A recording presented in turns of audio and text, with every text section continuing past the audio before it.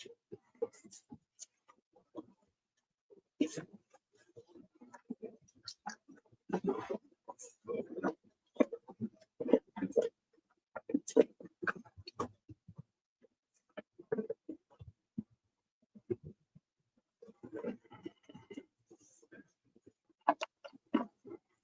afternoon, our buddies, and welcome to Bricolage with Pink Girly.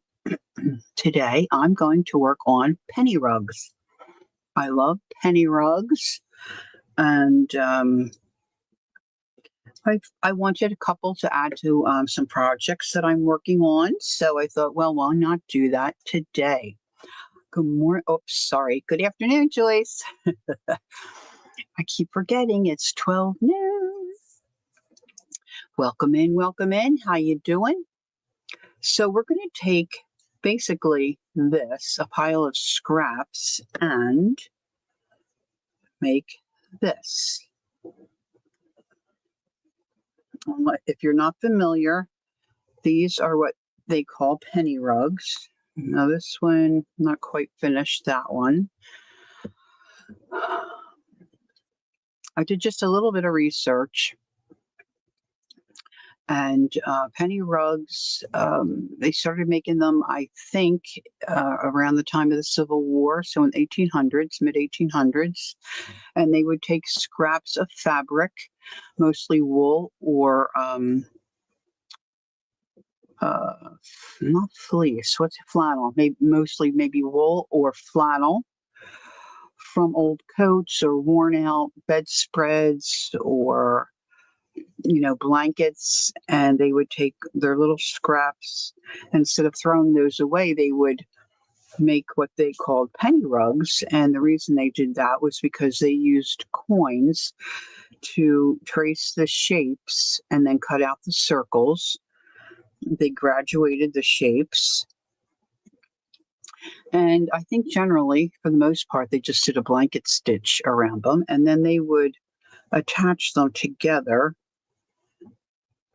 And I think largely they were used on the floor.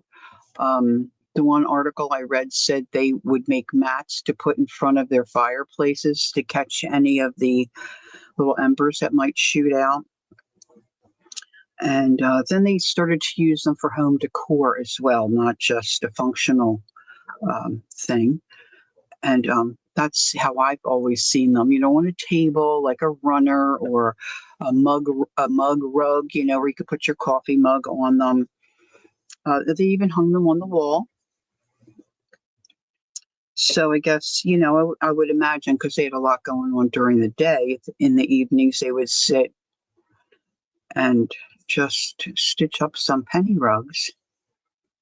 So you don't need anything to cut these. You can cut them by hand, trace them like they did.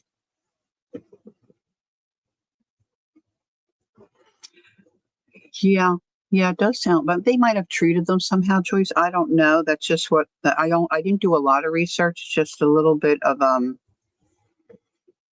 article that I read.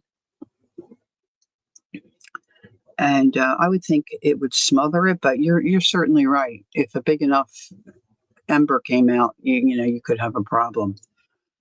But I'm just repeating what I read. I tried to find the size of the largest coin made in the 1800s, and I didn't spend a lot of time. I was running out of time this morning, but it just happened to occur to me this morning.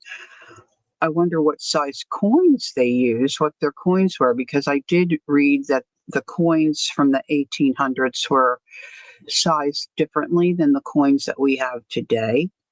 I think looking at pictures and, hey, Yanch, different penny rugs that I have seen. I know I'm going to call them yo-yos. I know they're not yo-yos. I know they're penny rugs, but I've been doing so much with yo-yos as well that I keep thinking, it's not a yo-yo.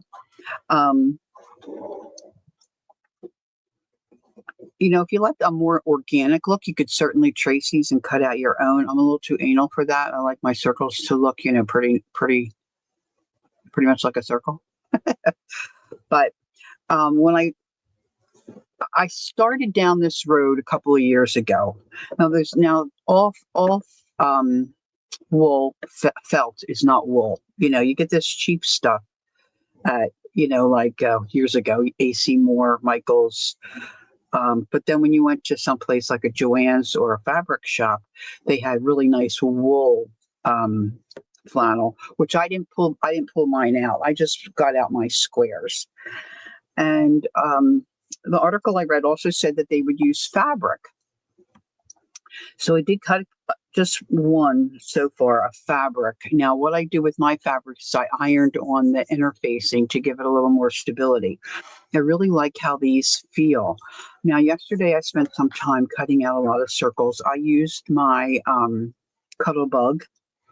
And when I first started to look and go down this rabbit trail over a year ago, this gal that I watched, and I certainly don't remember who she was, she used something like this. But hers had three, and I tried at that time to find it, but it was discontinued and I couldn't find one. I'm going to look again because sometimes people, their interests change and then they might sell off something. But this is a Sizzix die that I can put through my Cuttlebug, and it's just called circles. I don't know if this is discontinued, but you can see, I think that's got four. So ideally what you want is you want graduating sizes down. You just start with your largest and then two smaller sizes. I think three layers is probably pretty good. I'm going to use four because I don't want to see any stitching on the back, but I'll talk to you a little bit more about that as we go. So I think it's got to be a couple of years when I was talking about wool and finding wool sweaters at Goodwill and felting them myself. That didn't work out real good. I found some skirts that I felted, but what I found when I felted them myself is they were just kind of floppy, not too much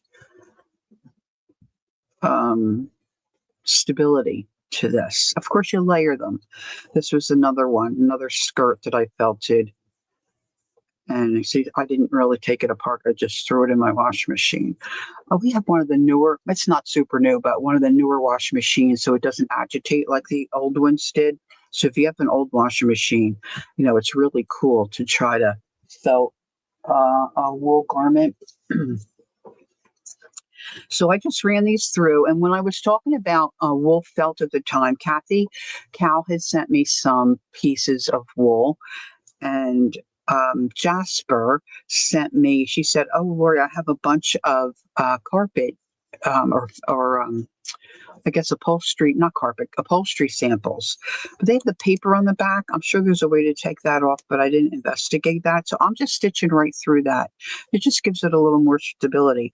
But she had a wide variety of really cool looking pieces of wool that she was willing to part with. The funny thing about this is that I think she said she had sent her boyfriend with a package to the post office.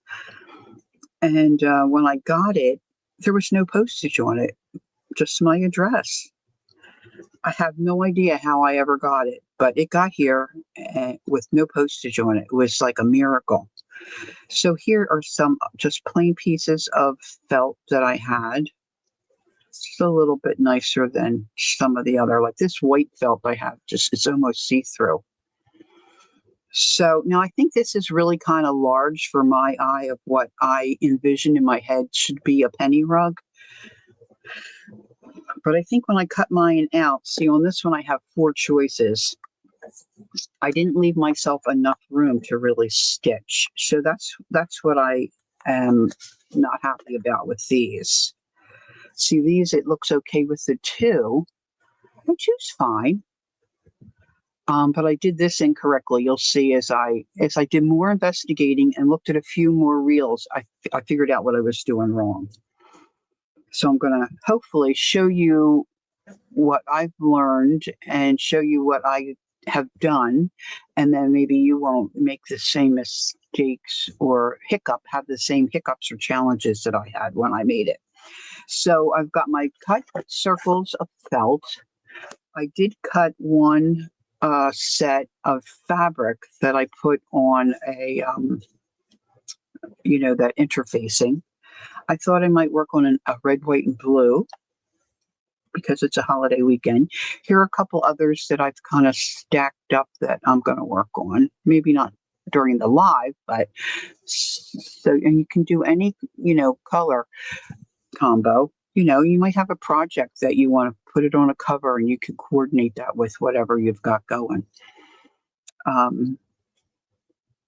So I have these ready to be stitched. And this, I thought might look nice. But one gal I listened to recently, she,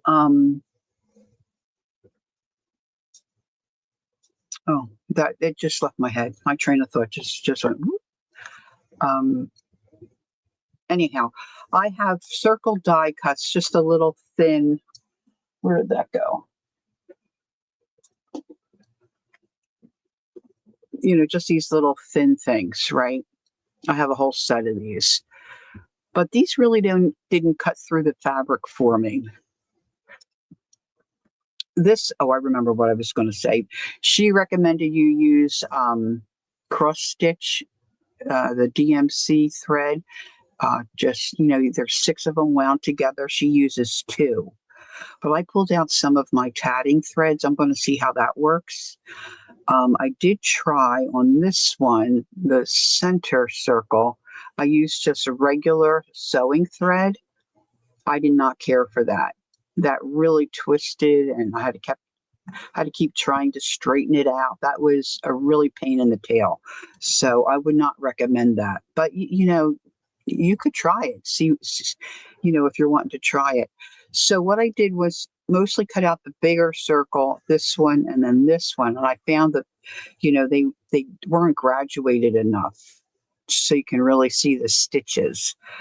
So I switched it up a little bit and did the large, the third size, and then the tiny size. That's what I have here on the red, white, and blue one. See, so I've got myself a little more wiggle room there to do the stitching. Well, and you can sew them together like you would your yo-yos and make a table runner, a mat, something for under a lamp. You could hang it on a wall. Or what I'm going to do is I want to decorate pockets or decorate on my journal covers. I want to use some in that way. So I'm going to put all my scraps aside. Now, a lot of us have scraps, and a lot of us struggle with throwing them away.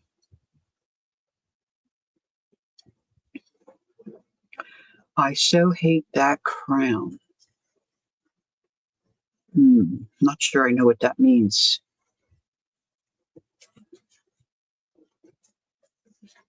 All right, so.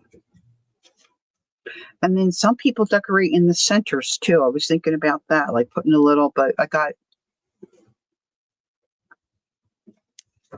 distracted. I know, isn't that shocking? I got so distracted. All right, so I see a few more folks are coming in and coming in and going out and coming in and going out. Come on in. Oh, you mean on oh, Joyce, you're smart. Oh, you mean on YouTube. Yeah, see, I don't see that. I'm in StreamYard, so I see StreamYard. I don't want the crown. All right, so one thing you want to be aware of and think about is your needle. Now, the one gal I watched, she used, if you can believe it, a doll needle. Doll needles are like this. She said right up front, and she said it several times, she is used to using a doll needle. That just happened to be her preference, and so that's what she used. But keep in mind, when you get your thread and put it in your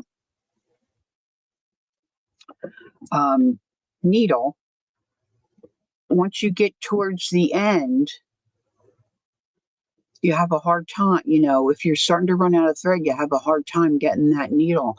And so she had a big needle like this to work with, so she had to make a change. But some of these, I don't know what I did. Some of the other thing I found last time and this time, when I started to stitch, I had a hard time keeping this where I wanted it to be. See how this is off center?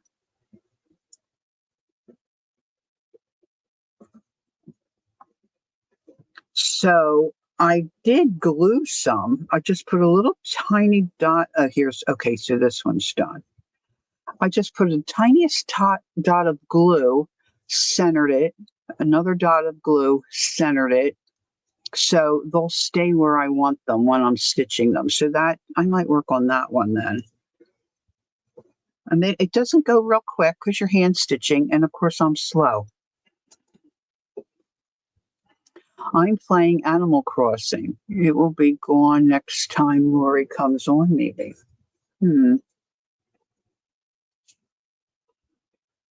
All right, see what other ones did I? Yeah, this I put a little bit of glue too. So just so they stay. I think you could probably use a glue stick. You just want a little bit.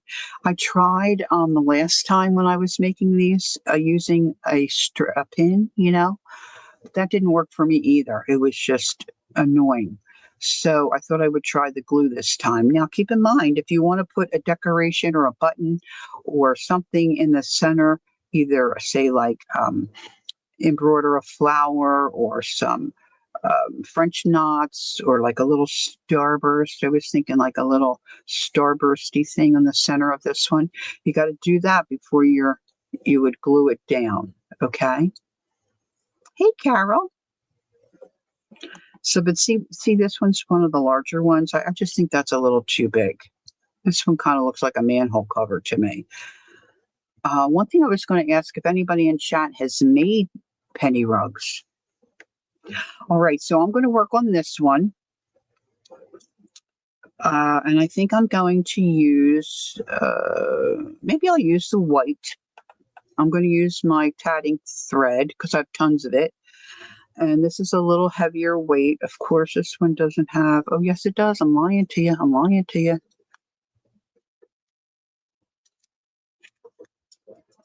Hold on. I got to get the right glasses down. This is a number 5. So in tatting thread, the smaller the number, the heavier the thread. So you'll see the difference here. This yellow I have out. This one is a number 30. And the white one is a number 5. See the difference? All right, Carol. Cool.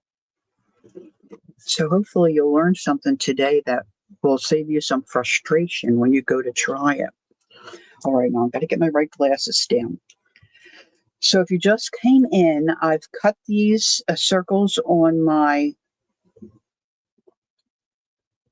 Cuttlebug. And I want it to look like 3 layers, but I've got 4 layers of circles, and I'll tell you why as we start moving along. But I'm going to take this bottom layer and just sit it aside. These 3 I've glued together so that they do not shift at all, okay? So you want to make sure you have a sharp needle that's going to go through your fabric, your felt, or whatever you're using. And you want to make sure you have an eye of the needle that's going to tolerate your thread. And you want to make sure you got a goodly amount. I'm sure there is a way when you're doing the blanket stitch to stop it and start it again, but I find it annoying. So I just like to cut my thread really long to go around the circle. And this is a little wrinkly, but I think it'll be okay. I obviously was doing something else with it. And the one thing I forgot to dig out and locate in my messy area here is my needle threader. So I'm on my own. Hey, Peggy. Oh, your plans changed?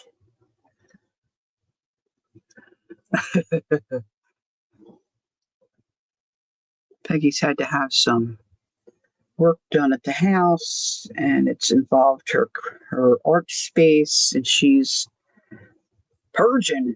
She's good at purging, so she's got herself busy. Okay, so should you decide not to glue them to keep them where you want them so they don't shift, you got to make sure you hold that down. And I would start with just the 2 discs, your smallest and your middle size. But mine, like I said, are glued together. So I have not knotted my thread. You can knot your thread. I'm choosing not to because I'm choosing not to knot.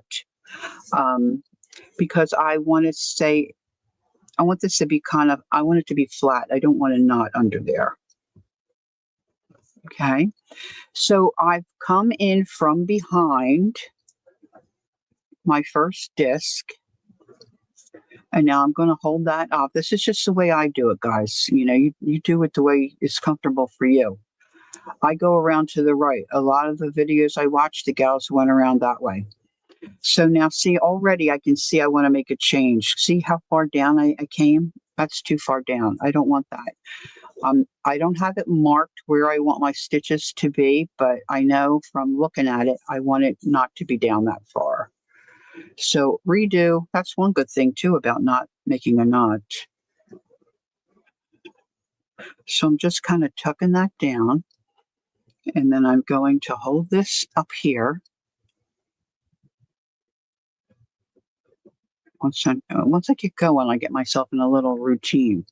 And I always say to myself, remember to put your needle in the front, in the front, in the front, because this is going to make a circle. And then I can pull my blanket stitches easily without having to do a lot of, fussing around.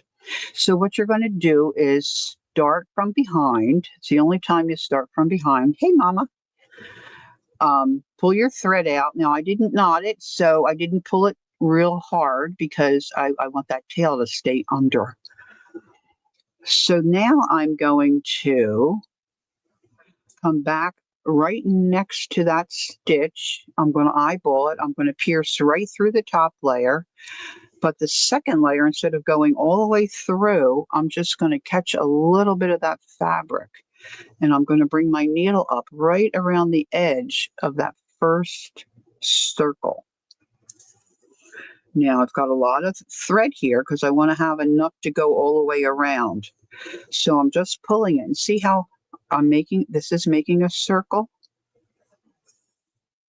So I'm just going to pull that, and I'm not going to pull it super tight because I don't want to buckle the circle. I want it to lay as flat as it can.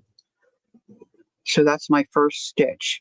Now this doesn't look so great, but when we come all the way around, we're going to grab that and make him look like a good soldier and stand up pretty straight. Okay. So now I leave that hanging out to the left. Of course, I'm right-handed, so you got to take that into consideration. I'm going to eyeball where I want my next stitch.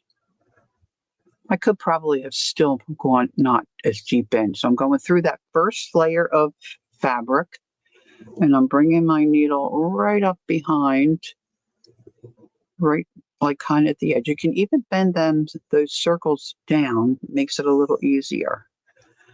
And as I pull my thread, I don't really you have to be careful about it knotting. That's what I found about regular thread. It's super knotted for me very quickly. But using this, either the embroidery thread, or if you have some tatting thread, using this, it works like a dream.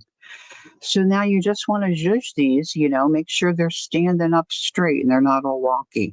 Now you can see mine is not perfect, but that's okay for me.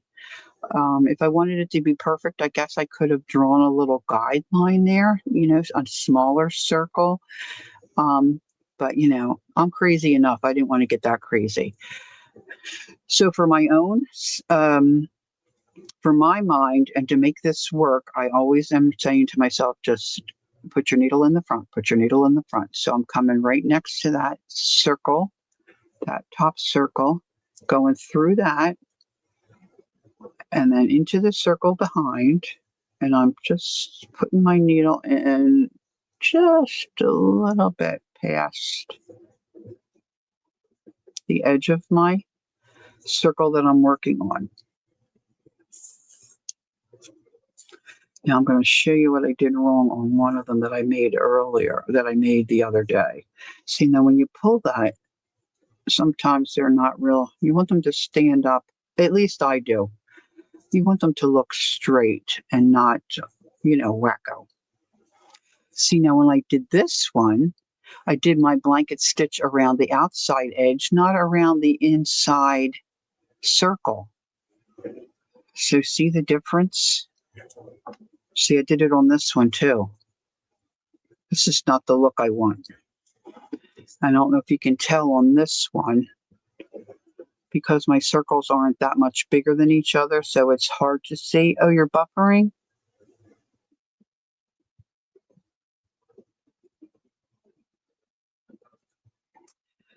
It's not, Joyce. It's a... Oh, maybe it is, huh? No, it's a number 5. I can't read whether it has pearl or not. It is, Joyce, a cotton pearl. How good are you? Number 5. You're not too far off. Okay. All right. So you just continue around. And if you don't talk, you can go a little quicker. So for me, I just hold it to the left. Yeah, the girls I watched on the videos, Joyce, they did theirs the opposite way too. I don't know why. For me, this makes sense. But I think it looks pretty much, I mean, mine still looks like a blanket stitch, right? I could probably have you quilt.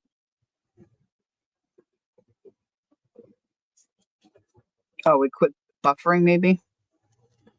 Now see, this is looking kind of heavy with this thread, but I'm going to just stay the course. I'm going to stay the course. And I'm going to try to eyeball that and, do my stitches fairly small. And as I'm pulling this through, makes a circle. My thread's already in the center of it. And I'm just tugging on that, not real hard, because if I do, it's going to make the circle, squish together. So into the front, all the way through, come up just a little bit behind that top circle.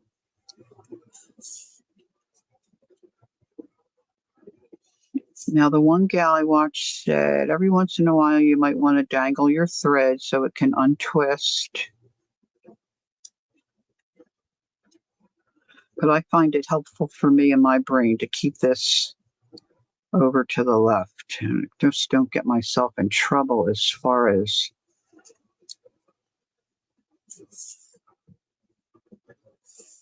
where my thread's going.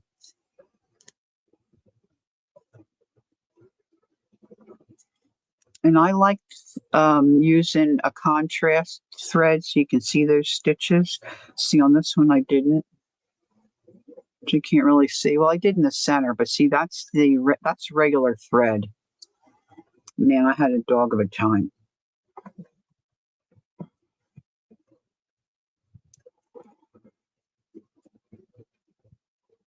All right, right through that top circle.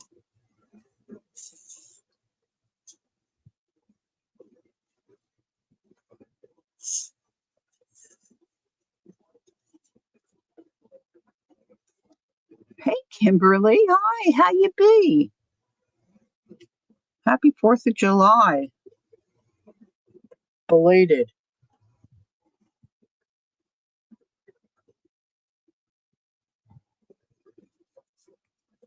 Now, I'm not going all the way through to the back. Now, I've got 3 of these put together.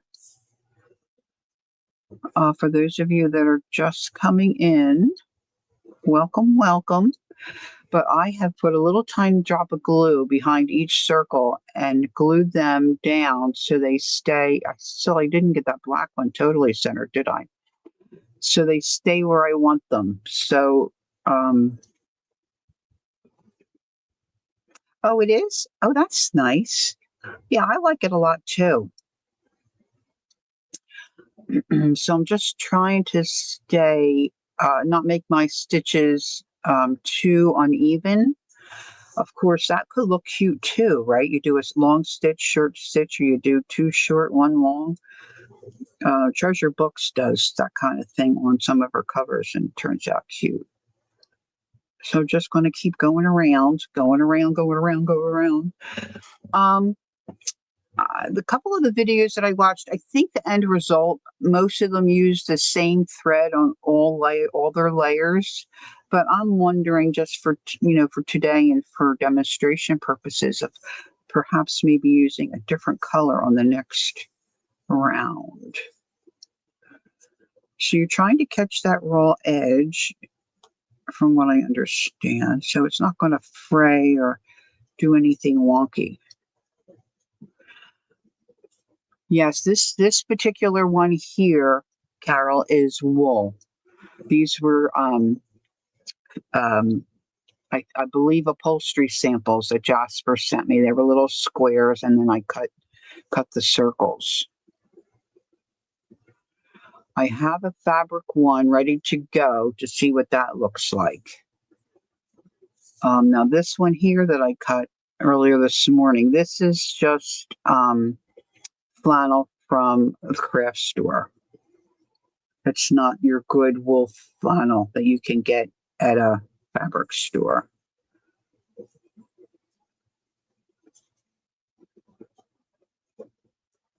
I do love the flannel.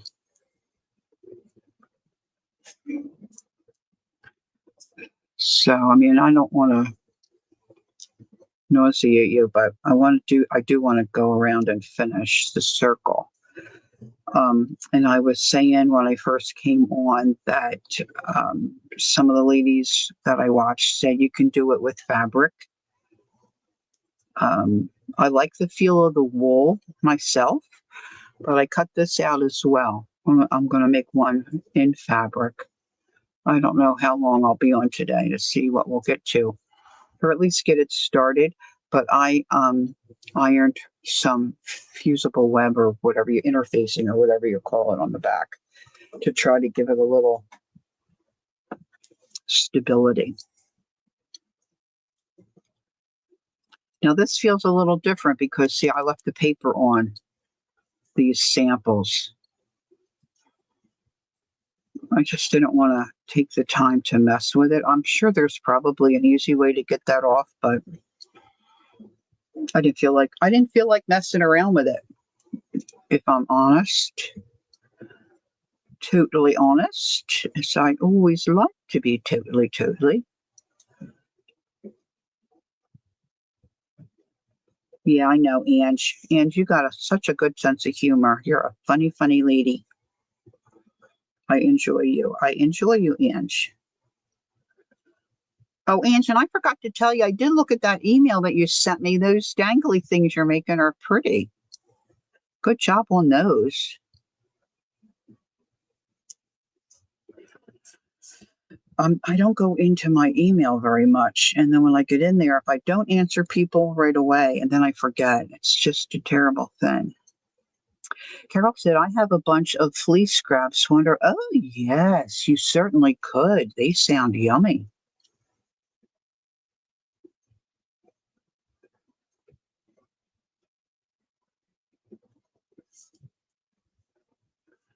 All right, now I'm coming towards the end of my round here.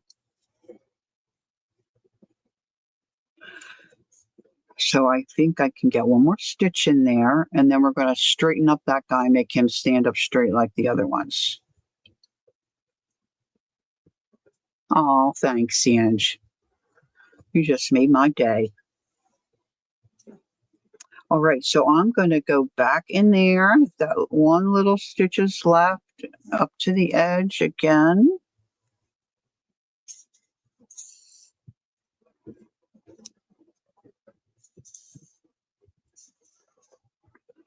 pull that last stitch, and now you see I have a little bit of a gap. So all I'm going to do is I'm just going to come under this first stitch, and I'm going to pull him and put him where I want him. Pull that other stitch over a little bit. So you just get it how you want it to look the best you can. Now you could knot it there, bend this down and knot it, but I'm just going to sneak my needle back through that second circle. Thanks, Kimberly. See, and just get it where I want it. Now you could knot that as well, take a little, which I guess I probably should do just to show you. So I'm just going to grab a little bit of that fabric. I don't want a big, honking lumpy knot back here. It's not going to go anywhere, So I'm not pulling it real hard.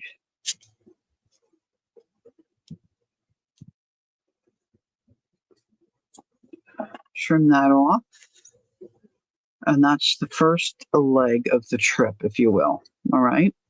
Now I'm going to use a thinner. I have this yellow pulled out. I was thinking gold, but I didn't pull out any gold. So I'm using this thinner. This is a number 30. And this is mercerized. Is that how you say it? Cotton. So it's not pearlized like my center, but that's okay with me. So I'm going to take a pretty good length of this because I don't want to run short. I'm going to use the same needle because that's working well for me. Use a needle that you're comfortable with and that you can get your thread through, whatever size thread you decide to use. I'm not going to knot this one either. Now, so you can really see the difference. This is the one that it looks okay, but to me, this one is wrong. First of all, I didn't glue it. You can see how off-centered it is. See, it's real wide over here and narrow over here. Because when I started to stitch and pull this, it zhuzhed the circle off to the side. That's why I glued this one. But you see how I stitched around the center circle, which is what I should have done here, but I came all the way to the outside edge. So now we're going to go from circle 2 to its edge, all right, and do the same thing. So this is our second layer. Now this thread, of course, I showed you is thinner. This is a number 30. If I knotted this one, I don't think you're going to see too much of a knot. But I'm just going to knot. I'm going to knot. Just going to knot. So start anywhere. I'm coming from behind to start. My first stitch, I'm coming from behind. And I don't want to go too deep down. I'm just going in just a little bit. Ooh, a little bit. Whoopsie. Look, I almost pulled it all the way through. I'm going to leave a tail and tuck that down in there. And we're going to do the same thing we did on round 1. Now I'm telling myself, go into the front, back to the second, or actually it's a third circle. Just grab a little fabric. I'm trying to stay as close to that second circle as I can. Yeah, see, this is the thicker stuff is so much easier to use. Now I pulled it. I don't want to pull it super tight because I'm going to come back in and straighten that first guy out when we get all the way around.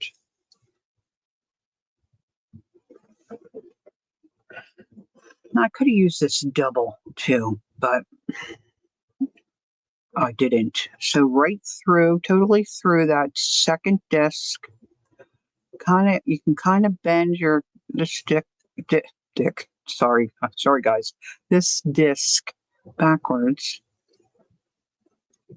and grab it. Now I'm having a little more trouble with this because This was a sample piece of wool for, I believe, furniture. And I've got paper on the back. So I'm kind of fiddling with that. They would be inch. Or a little button in the center. Wouldn't that be cute? So again, I'm going through that second, because we're on the second disc. Just grabbing a little bit of the third disc behind, right at the edge of that second disc. And then you can see I didn't do so great there. See how these two are longer and the two outside ones are shorter? That was not intentional, but I could make that a pattern.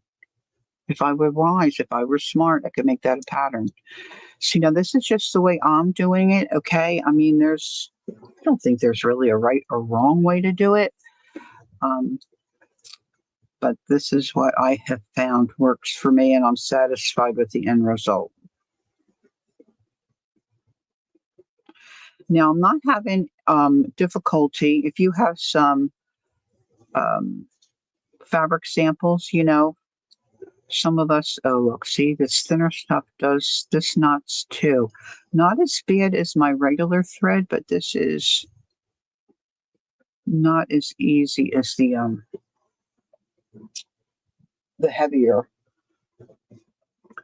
And I just think if I have more of a distance between the circles, the heavier would be good to do all the way around. One lady I watched, she had the heavier stuff like this and she doubled it. That was a little too heavy for me, the way it ended up looking. So you want to go all the way through the circle that you're working on and then just grab a little bit of that fabric of the one behind it and come out right at the edge of the circle. And we're on circle 2.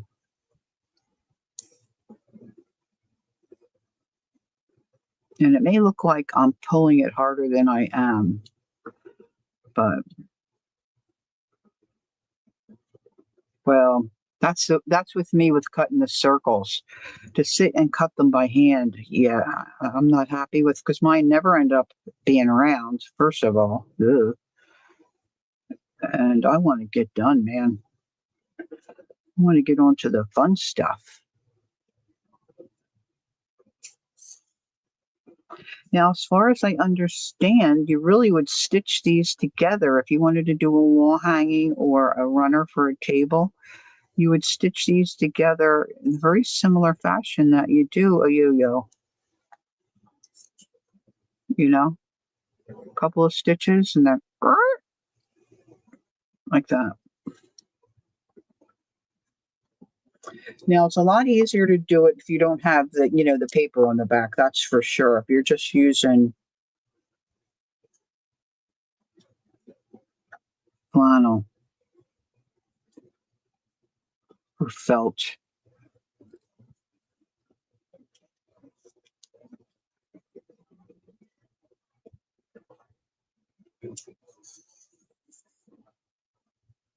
Now, the flannel, the wool that Kathy Cow sent me, oh my gosh, it's so yummy. I'm like hoarding it. I did make a needle book with some of it.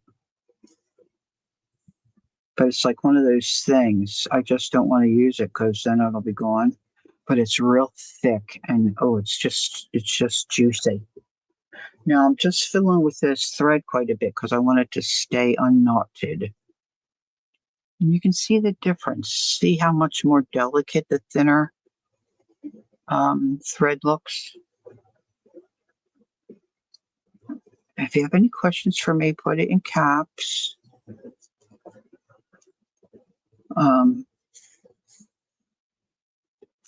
Just having trouble with this one spot. That thread keeps kind of curling up. Trying to knot. That one I really got short. I'm not good at eyeballing this stuff as far as the length of my blanket stitch, you know. When I've used the blanket stitch other times, I usually take a piece of painter's tape or washi tape and mark a straight line so I can try to get my stitches even.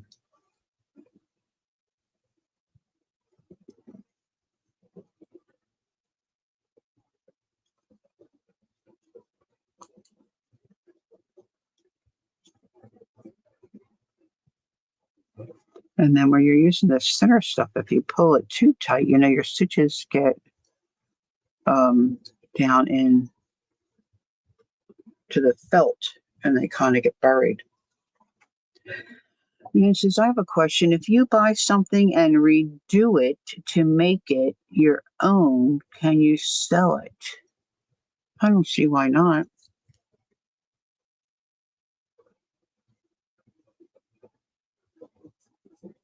I guess it would depend on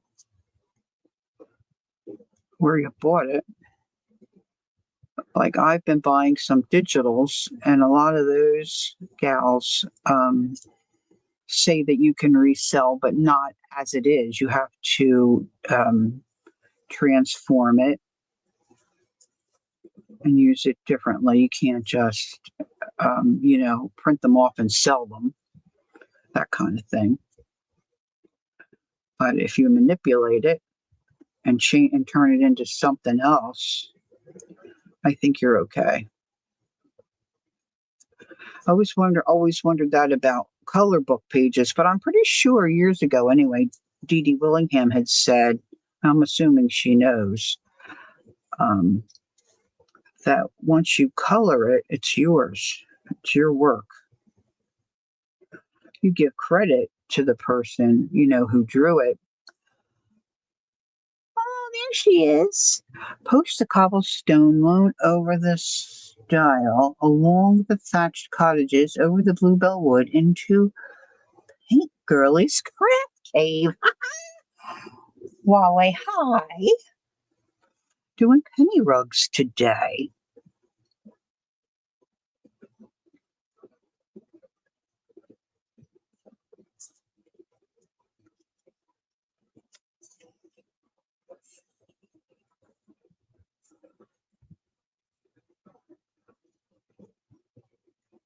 There's Leah. Hi, Leah.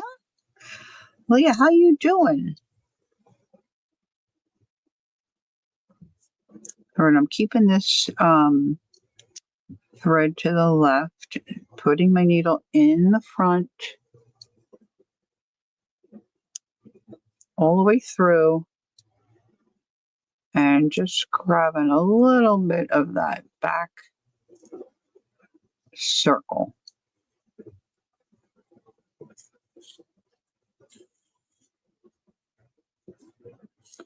What projects is everybody working on? I have so many stinking projects going on. Oh my gosh, I've got a mess by my comfy chair. I got to get that straightened up tomorrow. I've got most of the kitchen counter involved. Okay, because I've got too many things going at once. My husband's a real freak about the kitchen counter. I really need to clean that up tomorrow so he's not got anxiety. Cutting fabric, ironing on, interfacing, that kind of stuff. So I needed more room to stretch out than what I allow myself here in my craft space. Yeah. So I'm talking too much. I'm getting these stitches. Now, of course, I didn't double this, so I could really take this off my needle.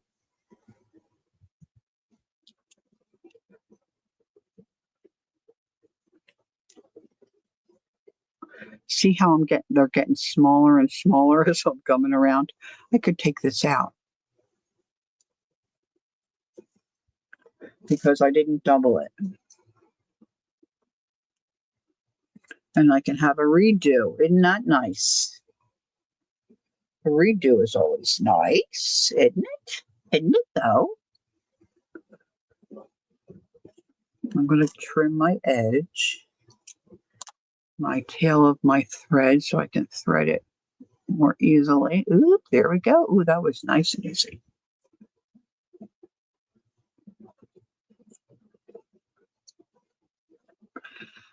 All right, so this one I kind of pulled kind of tight. I'm going to loosen that stitch up. Happy Maker Carol says, I am repairing a hole in my favorite gardening glove at the moment. I should just go buy a new pair. But sometimes, hi, Cal. Sometimes, the ones we have are favorites or they're comfy and, for whatever reason. I mean, I get that. Cal, are you kettle coving it today? I know you were just there, but I would go again.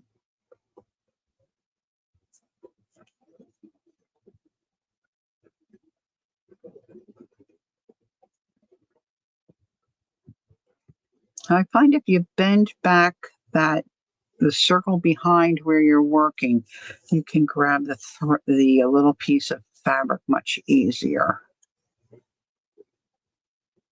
And then if you just tug and wiggle, you can get those stitches to be straightened up instead of looking like a bunch of drunken soldiers,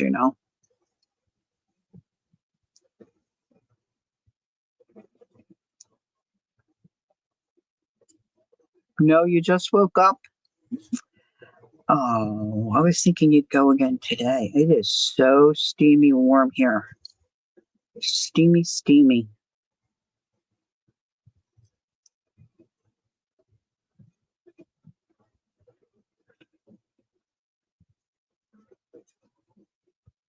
You had a good snooze, Cal.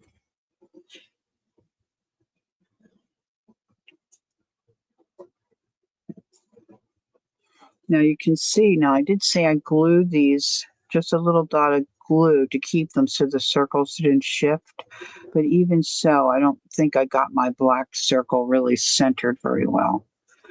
Now, of course, the smaller the stitches I make, the longer it takes me to come around the mountain. You know? You know what I mean? Know what I mean? Leah says she's doing good. I watch my grandchildren during the week. Oh, you're headed to Puerto Rico for a wedding. Oh, how nice. I hope I can manage the trip. Oh, yes, I hope so too. Heading back to Maryland at the end of July to help with my parents. Oh, you're a busy lady. You're a busy, busy lady.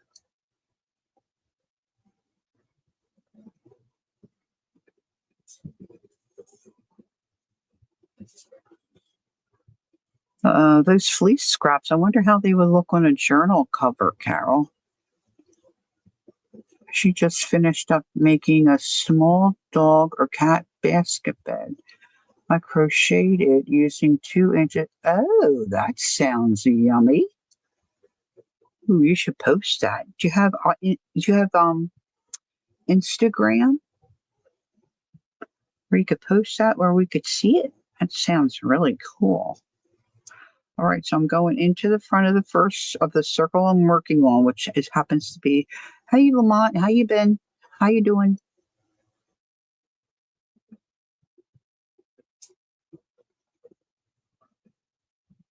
Um, I'm going to just continue around here. Now the circle's bigger, of course, than the last one, so it's taken me a little while. And I am talking. Not so great. Oh, I'm sorry to hear that.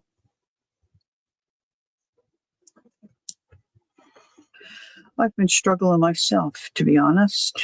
So I can appreciate that. I hope it starts getting better. You don't have Instagram? Maybe Facebook. Oh, yeah, that would be cool. Oh, I would love to see it, Carol. If you would do that, that would be fine. That would be cool. I love to see other stuff that people work on, especially people we know.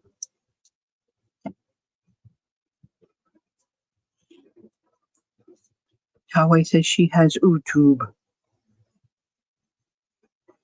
Yeah, I got talked into Instagram, and I do use it.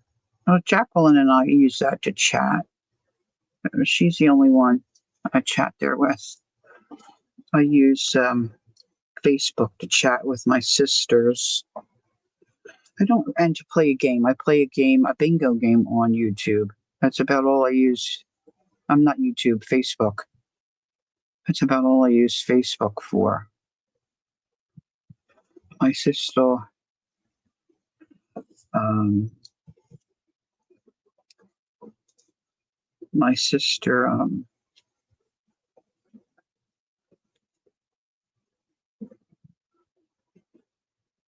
was always saying to me, "Did you see such and such?" I'm like, "No," because I just go on and play my game.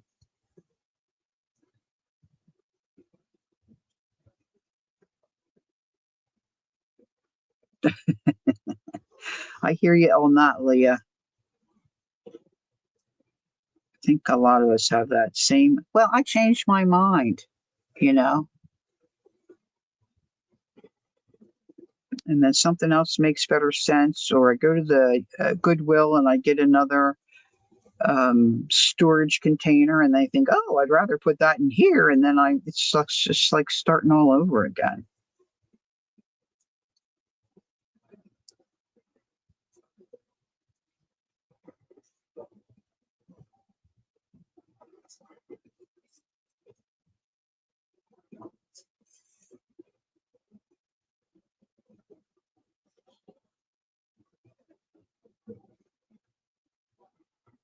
Okay, Carol, if you send it to me now, I can show everybody, but no rush, no pressure.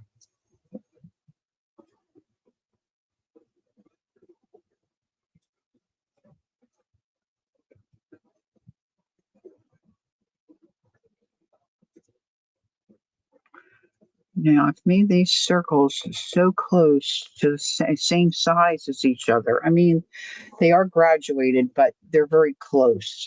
So I'm having trouble with the edge of this outer one. I don't want to bust down the edges and cause it to, really fray. So now I'm trying to keep that thread to the left, and I'm putting my needle right through.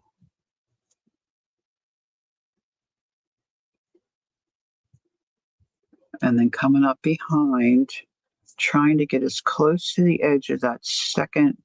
See how this is twisting? That's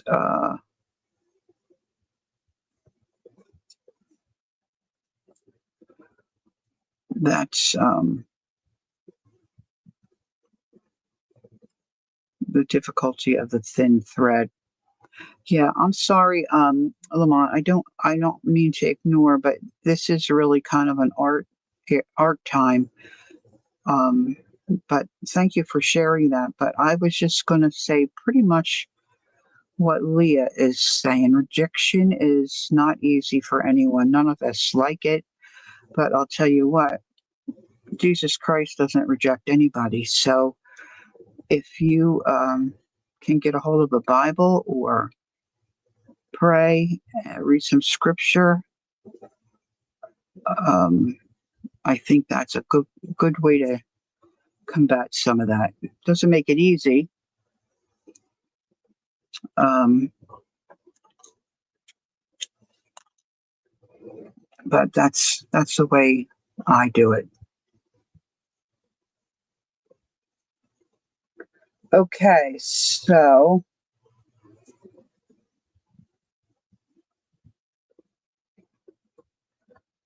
coming around the last little bit here.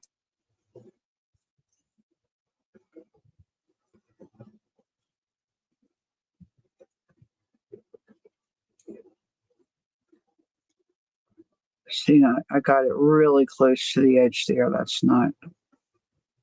See, I hate to waste the time, but see, this is a learning thing. If anybody hasn't made these or you want to make them, see how I got it really close to that edge. This back circle could really be a little bigger.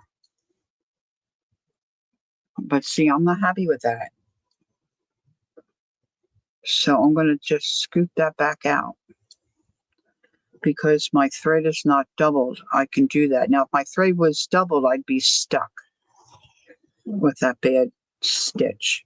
Now, when you're doing this by yourself and you can pay attention, um,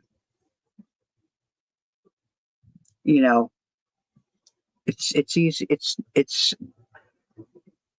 a little easier not to make some mistakes. But if I bend that down, that outer circle, so I'm coming through the front and just grabbing a little bit of that back circle. Whoopsie.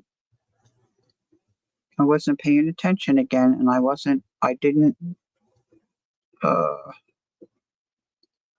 think I got myself messed up again. I might have to take this one out. I'm talking too much.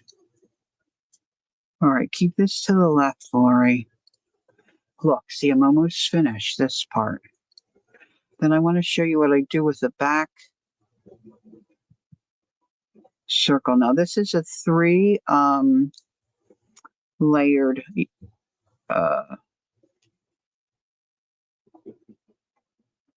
penny rug, but it's actually 4. Now I'm kind of go in between those 2 stitches that are close together there. The last one, I think I got them really kind of close. So here we're here, and that's that first stitch. See how he's kind of leaning to the right? I'm going to just scoop my needle under.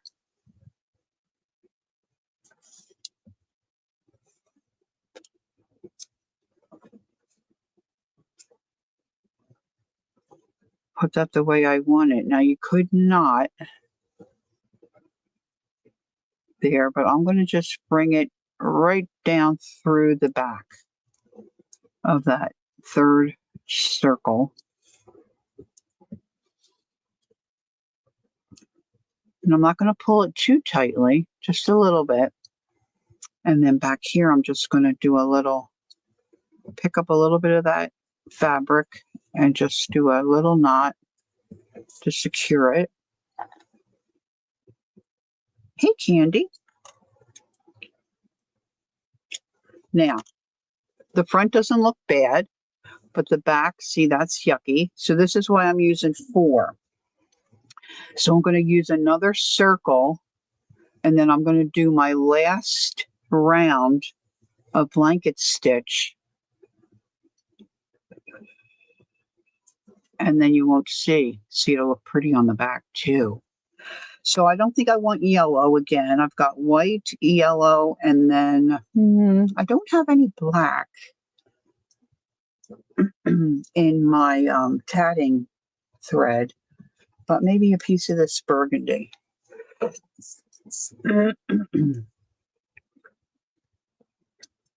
So this piece, was left over from another one that I did. That's kind of short. Now this is my bigger circle, so I just want to make sure I have enough. You did? Okay, Carol, hold on.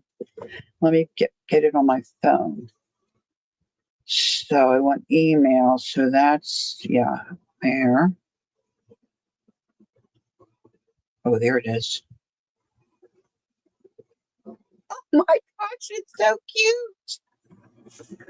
So this is leftover this is a project Carol did for either a little puppy or a little kitty cat. Okay.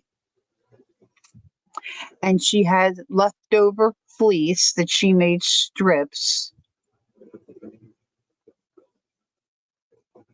Oh, wait a minute, Cal, thanks.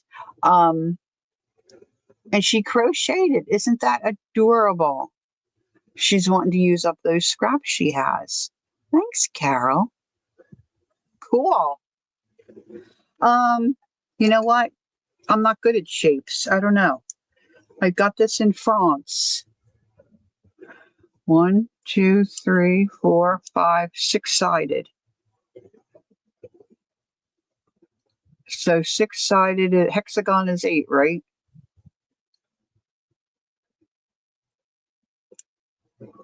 Yeah, we were driving through Malouse and I spotted a shop that I thought was like an antique kind of shop. It ended up being a co-op. That's where I got this little journal there. And I saw this bracelet. So I had to have it. This was not that expensive, but I thought it was just so cute. So cute. Hexagon. Octagon. Oh, yes. Thanks, Joyce. Hello. Yep, I raised 2 children. They are functioning. It's hard to believe.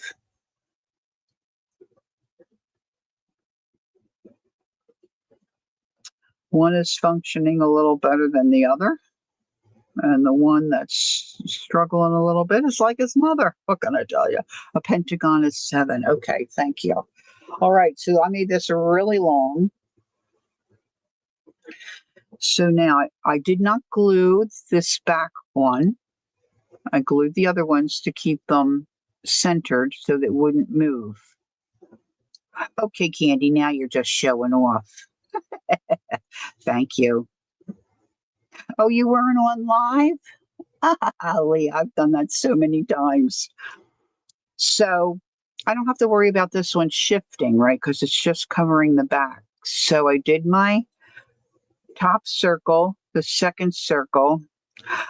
Bye, Huawei. Thanks for popping in. Good to see you. Enjoy your day. And so I'm just going to sit that.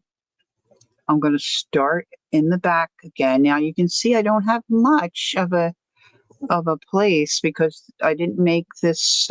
I cut it from what I had available. I didn't want to cut it by hand. And then see, I think this is too. I think this is too large. I don't want my pennies to be that big, right? So I'm going with this. We'll just see how it turns out. So again, I've got my thread. I'm using this heavier thread. That's tatting thread. This is DMC number 5. This is a cotton pearl. So I'm going to scoot in between. I don't want to see anything back here. And I'm just going to put my needle, start it somewhere. I feel like the edge of my larger circle is starting to deteriorate a little bit. So I think I have to treat it a little more gently. So I didn't pull this all the way through. See, I want to just tuck it in there. So now I'm going to put my thread to the left for me. Left. All right. I'm going to remember to put my needle in the front, but this time I'm going right through to the back because I'm finishing up. This is going to be the last circle. So it's all the way through to the back. And as I pull my thread, it makes that circle. And I'm just going to tug it a little bit and continue around. Now, because I don't have too much wiggle room, not too much fabric there, this might be a little easier.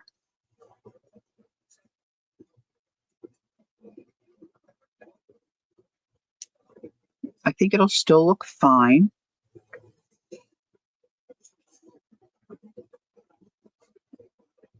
Now, for me personally, I could be bothered with, cutting a circle, cutting 3 circles, cutting 4 circles, and making one. So I cut a bunch at one time. That's just me. You can do it any way you want. And you may not have, a die cutting machine or circle dies, but you can trace and cut them that way. That's also not my preference because I'm a little too fussy.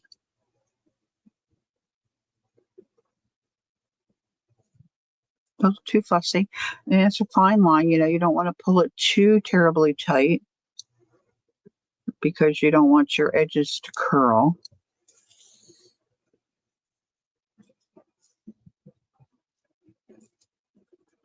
And then you can always straighten up.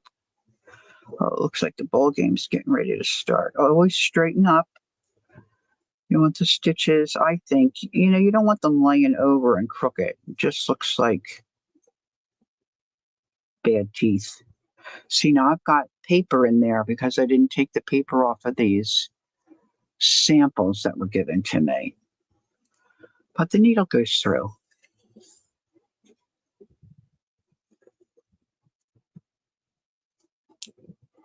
Oh, I was telling Jacqueline, I thought I had thread on me last night, and I go and pick this thread up, and here it was a bug. Oh my goodness, it about jumped out of my skin.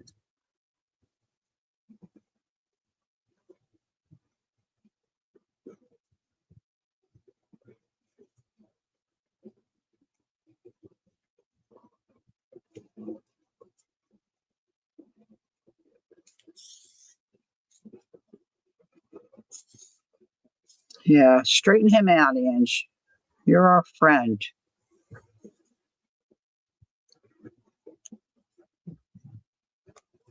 These kids, they don't know nothing. It's not funny. I was scared. I'm like, oh my gosh, that's moving.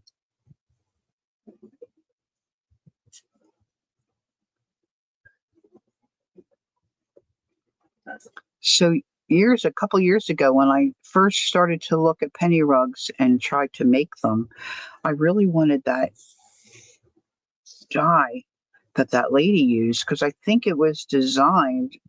Well, maybe it wasn't, but she used it for her cutting her circles, and boy, they were just the right sizes. I'm pretty sure there were 3 circles on this Sizzix die, and she said at that time it was discontinued. But sometimes as you walk through this art journey, right, you change your mind, or you get interested in other things, or so you might want to sell off. So I keep hoping that I'll be able to find one someday. And I wouldn't need to if my other circles cut well, but they don't. At least not the fabric.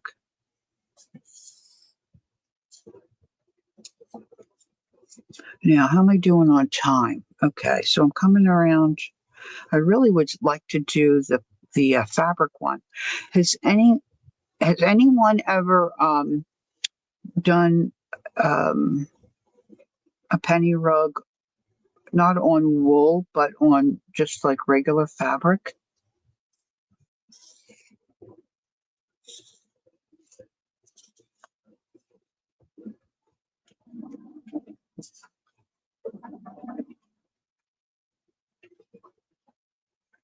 Head it out. It's warm out, hon. Woo. Hubs is going out to lay on our back patio and read. It's a little too warm for me.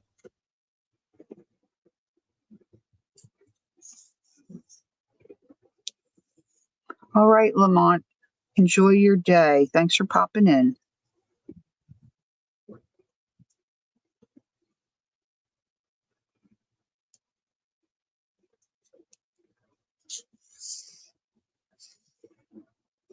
All right, these are getting I kind of got them a little loose there. This one's twisting up a little bit too.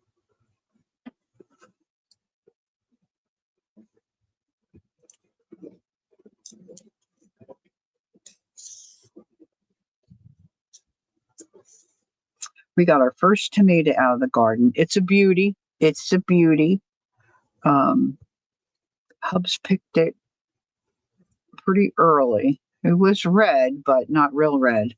So it's been sitting on our windowsill for a couple of days. I think I'm going to make some tuna and have that for lunch with a nice slab of that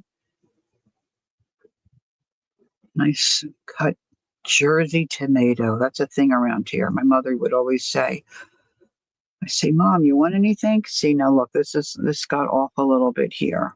I won't be having that. I don't like that. I don't like it. I would like to trim that a little bit. And she'd say, "Oh, could you bring me a Jersey tomato?"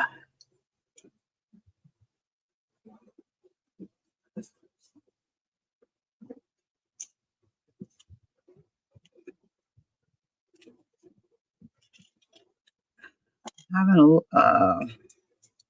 having a little bit of a scissor issue because I have so many projects all over the house. I've misplaced 3 pairs of scissors. The one I found, the two I'm still in the hunt for.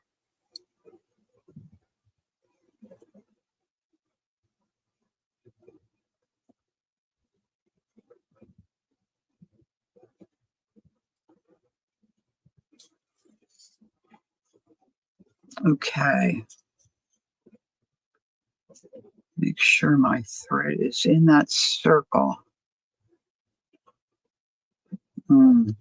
My husband's really not a tomato eater. Like he does sauce, but he doesn't. He can eat a cherry tomato, but he just doesn't really like it. My dad grew the best tomatoes. Oh my goodness. But I would stop at a farm stand. This is when my mom was still living at her home. I passed this one farm stand that had pretty good Jersey tomatoes, and I'd stop and pick her up a couple. And I'd say, "Are these good ones, Mom?" And she'd turn over the bottom and she'd look like where it was attached to the vine. She'd say, "Yeah, this looks like a good one."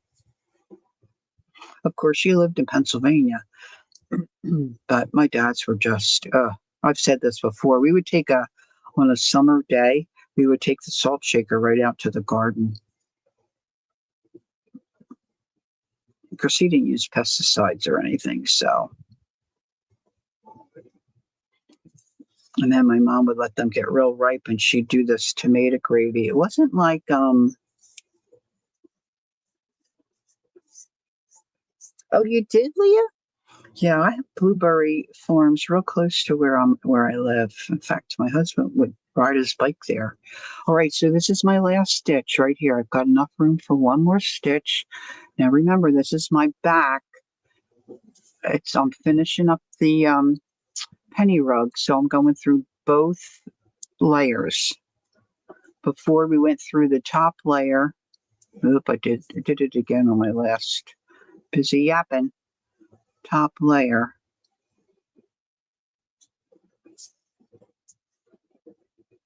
And then see, we've got that guy that's kind of leaning to the right. So I'm going to scoop my needle under.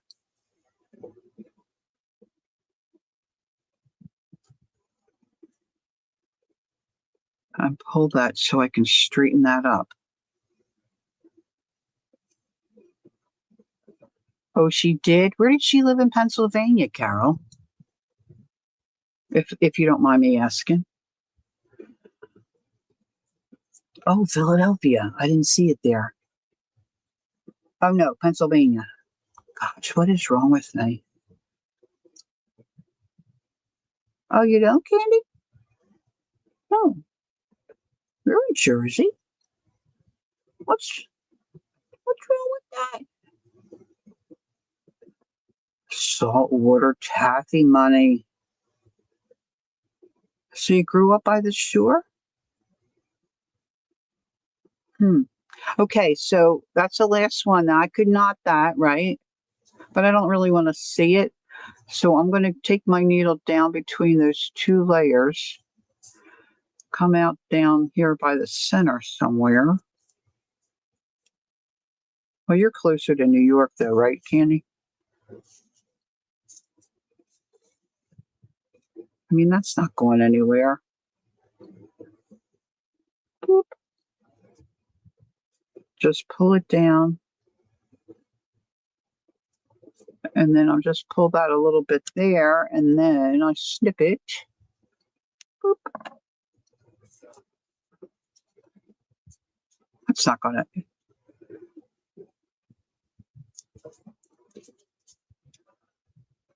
See, and you might be like, well, why do you care about if you're going to glue them down, you might not care about, stitches on the back.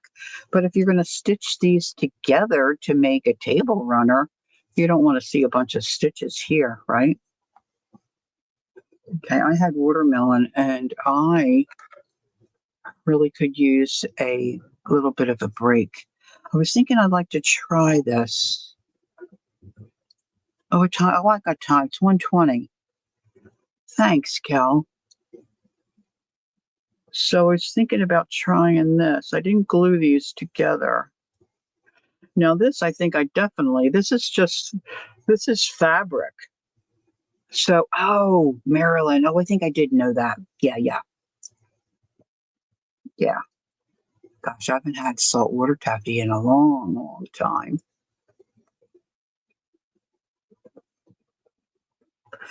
So again, I have 4 discs, but it's going to look 3 layered because I'm going to use the back disc, to make it look nice, look all nice.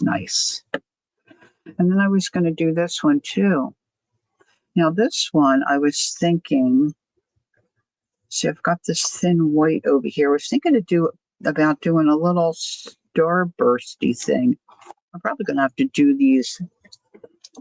Thanks, Leah. You're very sweet. This is a number 70. So you can see how thin it is. Bigger the number, smaller the thread. I know Bradbury Beach and Asbury Park. Asbury Park looks a lot different now than it did years ago. My boss would take us to Ocean Grove for planning sessions. That's right next to Asbury Park. And of course, Bradley Beach isn't too far either. Candy, I don't know if I ever asked you this. Did you ever go to, I think it's actually in Neptune. Did you ever go to a pizza place there called Pete and Elda's? It's Carmen's Bar and Grill, and then it's like 2 businesses in one structure. But they have the best pizza. All right, so I was thinking on this little disc, before I put it on here, I might do a little starburst kind of thingy.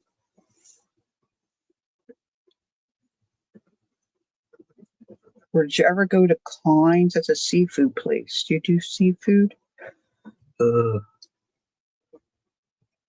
right, so I don't know how good I'll be at this. So I'm just going to eyeball it. I'm just going to start somewhere. I'm just going to make lines that crisscross to try to make it look like a little firework kind of a thing.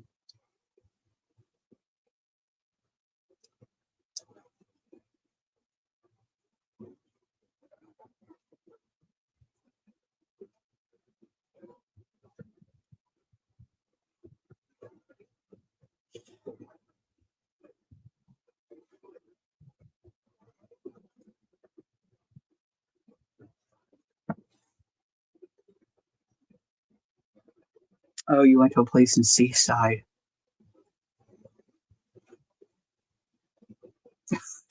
Lori didn't see what I said, so shush. She's telling her, you can get those from her when you visit. And you are a little troublemaker. Who's such a little troublemaker?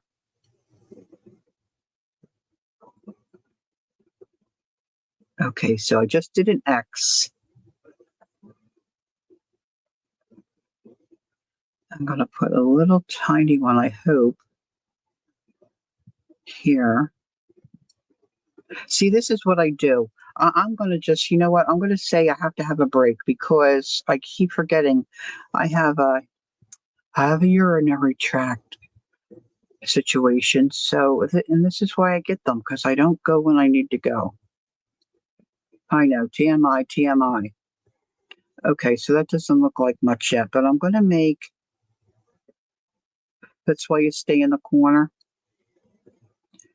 I'm going to come way out here and make a long, see, I'm still not,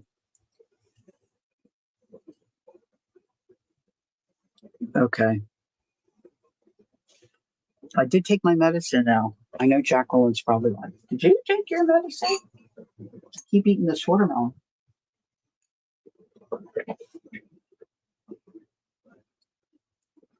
I'll try to waddle quickly.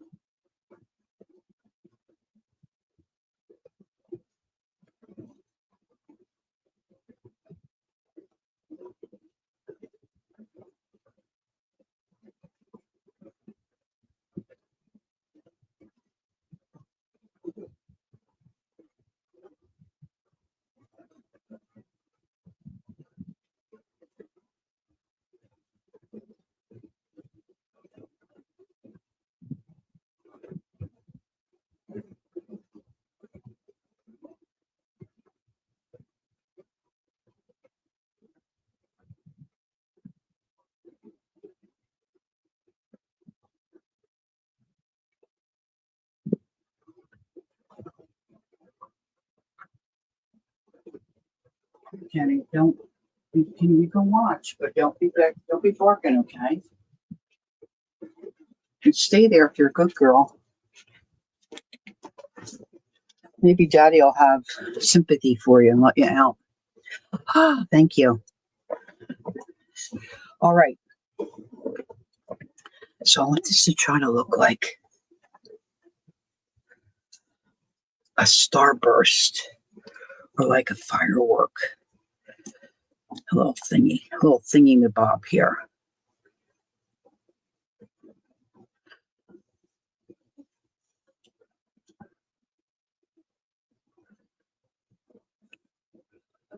Okay, so I think that'll do.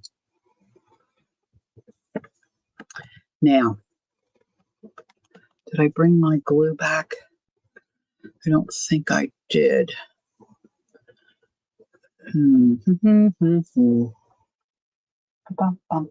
That's too wet. I don't have my Fabri-Tac.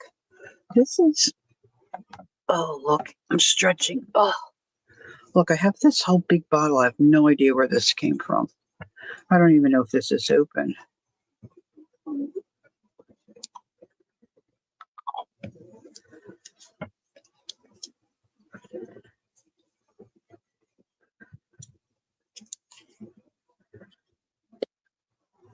Oh, it's not. Let me snip this off. It's open now. Do. All right, so I want to put a little dot of glue here. Teeny tiny. So I want to get that centered as best I can.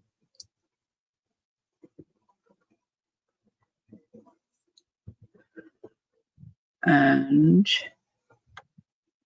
I'm going to attach this to the glue. Now I wanted to do those stitches. Just a little tiny dot. I wanted to do those stitches before I glued it just because I didn't want to have to put my needle through glue.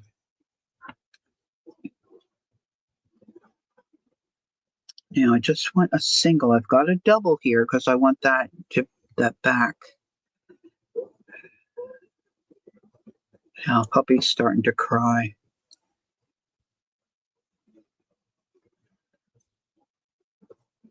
Now, hopefully as I stitch, that won't,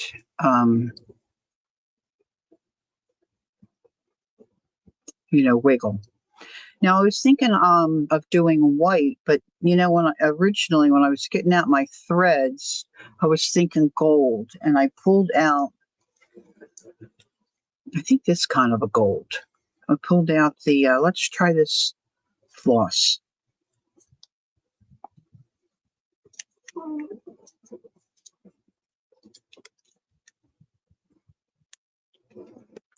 There's nothing I can do about it, Jen.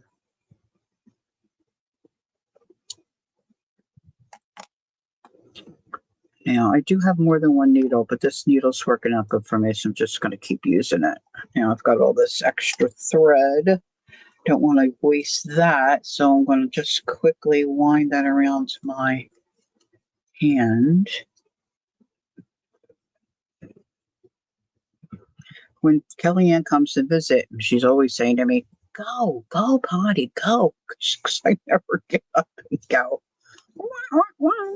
All right, so the one girl I watched online, she said 2 threads is good. So I'm going to trust her expertise. And most of you know this is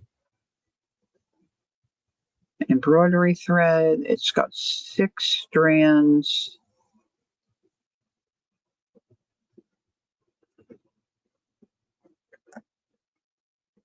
I might be inclined to do 3, but I'm going to do what.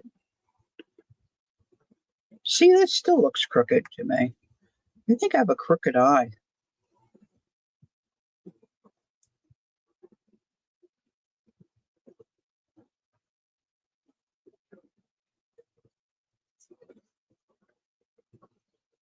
Now, one lady I was listening to, she said you could do, well, you could do anything, right? But it's your project.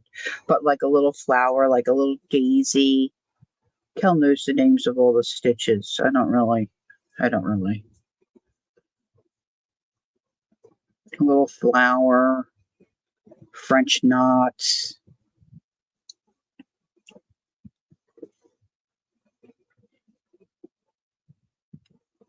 I guess you could stitch it all the way through, right? Then you wouldn't need the glue.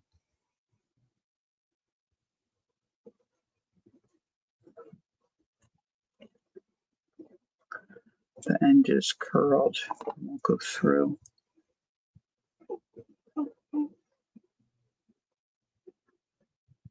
Phew. It's always a crapshoot when you don't have the right glasses on. Let's see. I'm not in the right comments. Missing.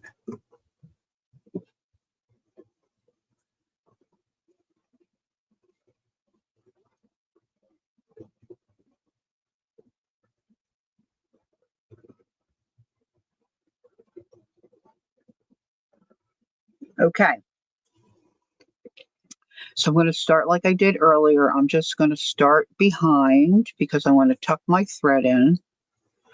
I didn't knot it. I'm just going to do a loose little whoop and just pull that down.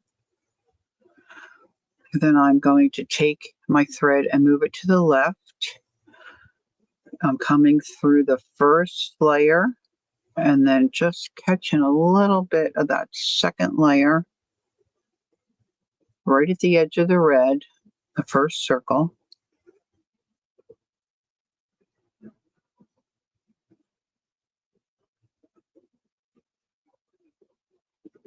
I'm going to pull my first stitch. Now let's see. Get my eyes focused here. You bend back that circle. It's a little easier, I think. Now these are going to be wonky because I'm hurrying. See, I got them that pretty far away. It's all right, right? Organic. Just going to look organic, that's all.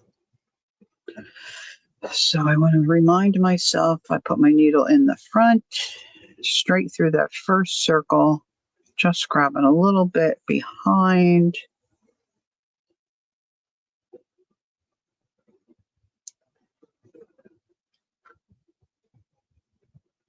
See, look how off I am. See, it is still moving.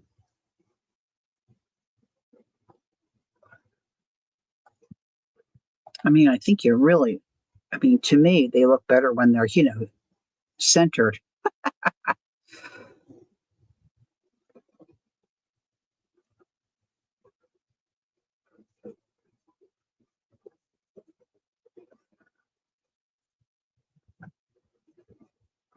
I didn't think about a metallic gold. That might look nice, huh? Probably would be fiddly, though. I think I have some shiny gold thread in one of my sewing boxes. This just looks very Captain America to me.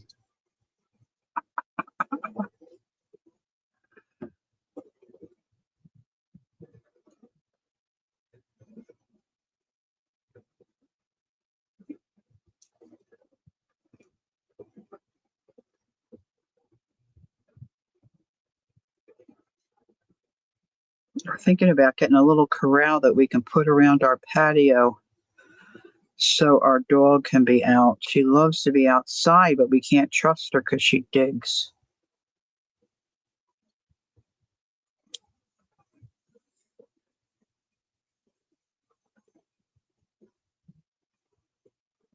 I think the more of these, like anything else, the more you do, the better you would get at it. The more I do, I think the better I would get at, making it my stitches more even.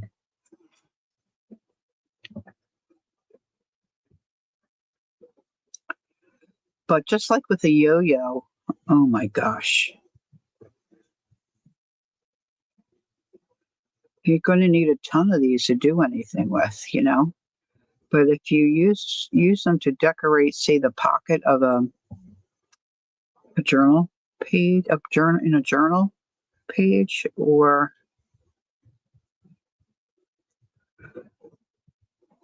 on a cover, you would only need 5 or 6 maybe, depending on the size of your cover.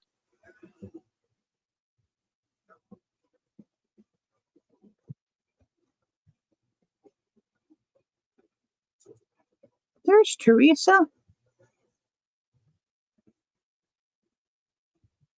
Hi, Teresa.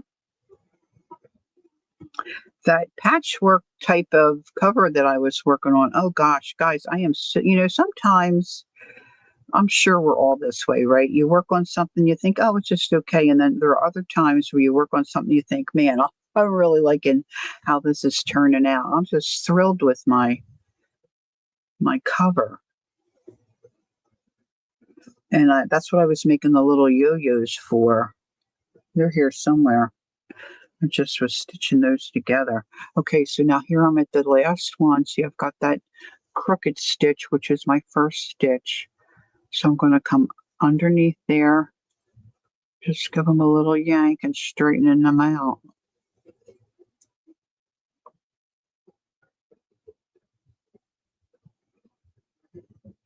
Oh, hi, Peter. How very nice to meet you.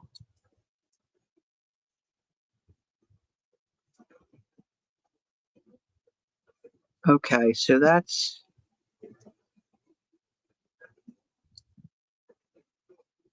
I could have done that a little better. I'm going to pull that down. Now I'm just going to make a little stitch back here to kind of secure it.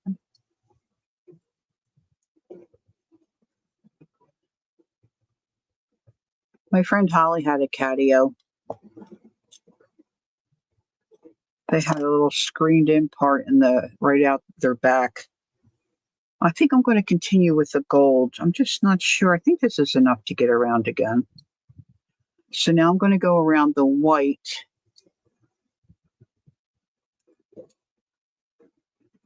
Same thing. I mean, they had like a catwalk way up high that the cats could do, and they had ropes. They had all kinds of stuff. They had a little oh, see, that's coming loose. Oh, that's too bad. I put glue there and I thought it would I guess I should have glued it better. They had a little pond. I mean, it was like cat heaven. Okay, so I'm going to come from behind again to start my first stitch. And again, you can see the difference in size. I don't have much room. I've got more wiggle room here with the blue. So I'm just going to start. My grandson's middle name is Peter.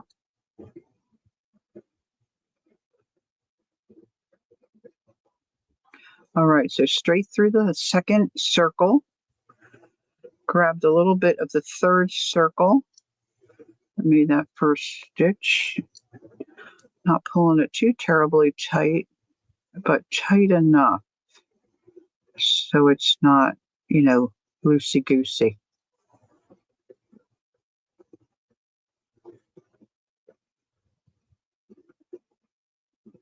I just can't even imagine going around the other way. Of course, the lady I watched, she held it differently. I would have to watch that again. But I just figured this feels natural to me, so everybody else that does a blanket stitch, do you go around to the right or do you go around to the left? Joyce said she goes around to the left. Joyce said they bought their cat one of those full carpeted climbing trees. That's what my neighbor did. My friend Betty, it was her second cat. When she moved in here, she brought a cat with her that was a stray. And that cat got sick and she had to put it down. And then she got the second cat and she bought the tree. And the cat didn't want anything to do with it.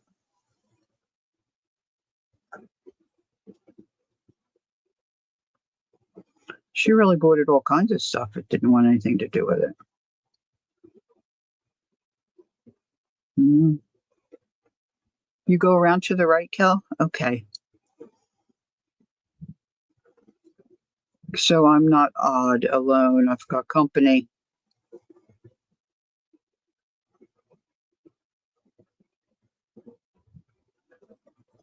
Okay, so I'm just staying the course here. I'm just doing the same thing I've been doing, going through the layer of circle that I'm working on.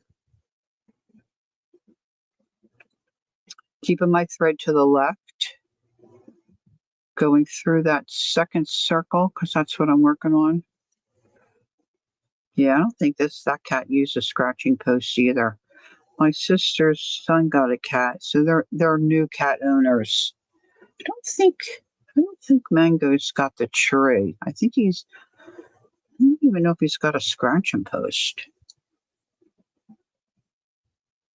I know she said that she keeps showing him, this is where you scratch. But he wants to scratch the furniture. Just like a normal kid.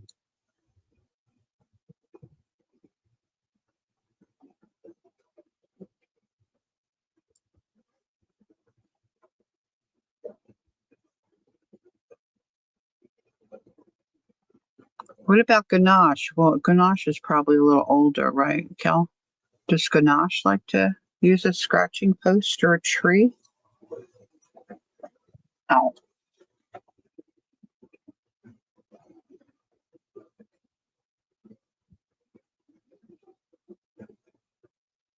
Candy's got plans. She's getting a really big one. She just has to put it together. Oh, catnip spray for it. Yeah, I'm not sure if they have a tree. She was telling me about scratching something. She's trying to taking this little paw and saying, "Scratch, scratch here." I don't think that works.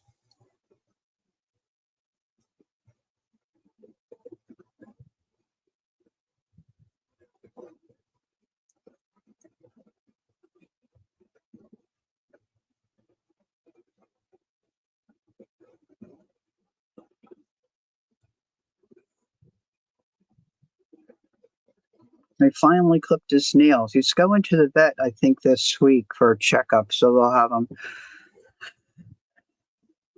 Oh, really, Cal? Oh, there you go. She sounds like a spoiled little kitty.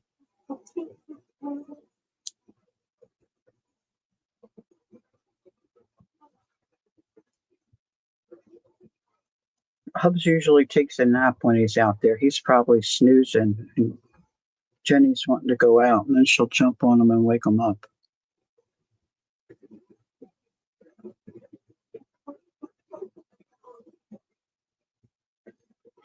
Now, if you look at a video of someone who has done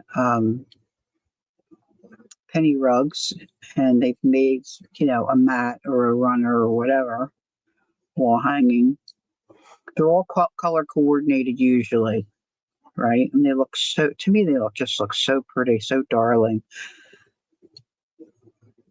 Angie is, what'd she say? I've seen at Walmart, they're putting out, yeah, well, we'll rush the seasons, that's for sure. Okay, so I'm coming around here. I'm just about finished this one.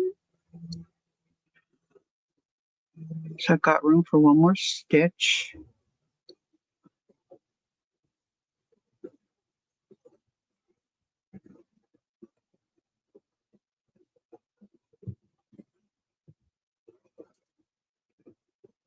There's that little curved one. I haven't been in Walmart in a little bit. At the end of this month, they do each? Oh, we haven't made that change yet here.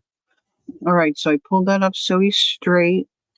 Now I'm just going to tuck that thread back down. Now this time I'm going to go right through to the back because I'm going to put, another layer on here.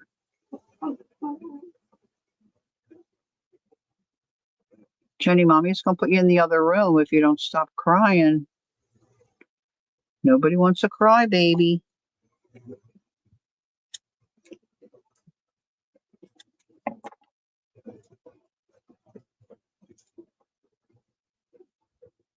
This is a sad state of affairs here. Look, I pulled it right out. Lots of states do that and get out in May. My cousin that was a teacher she's retired now. She lives in North Carolina. They always started in August, I thought, but that could have changed. That was years ago. I keep forgetting how old we are. Okay, so I'm going to put this second circle on the back of this one. So it looks like the 3 layers, right? But then I'm not going to see any of my stitching. And I'm going to use the gold. And I think I want it bolder. So I've got 4 strands left on this because I stole 2 to do those off of this. So I am just going to use the 4.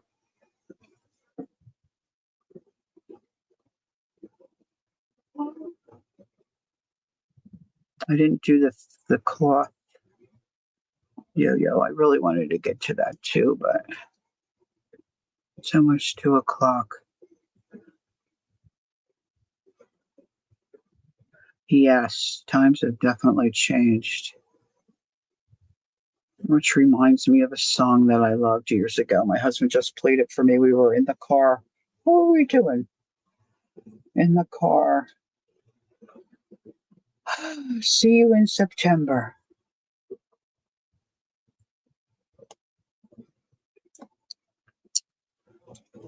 All right, here we go.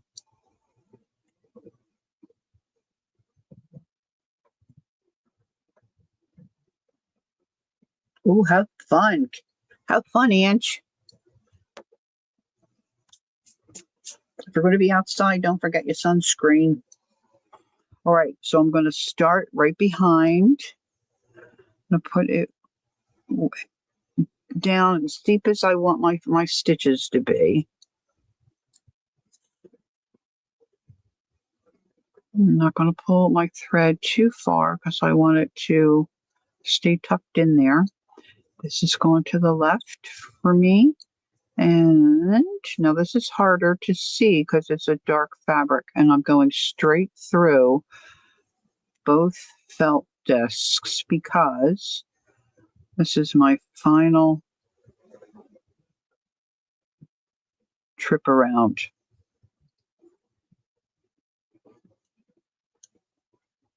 I'm trying to keep my stitches somewhat uniform.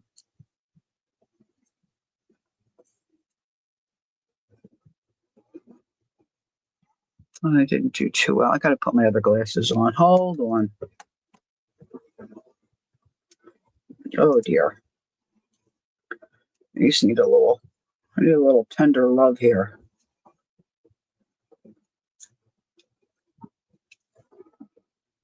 Okay, refocus. See, I'm not crazy about that stitch. Oh, that one's really long.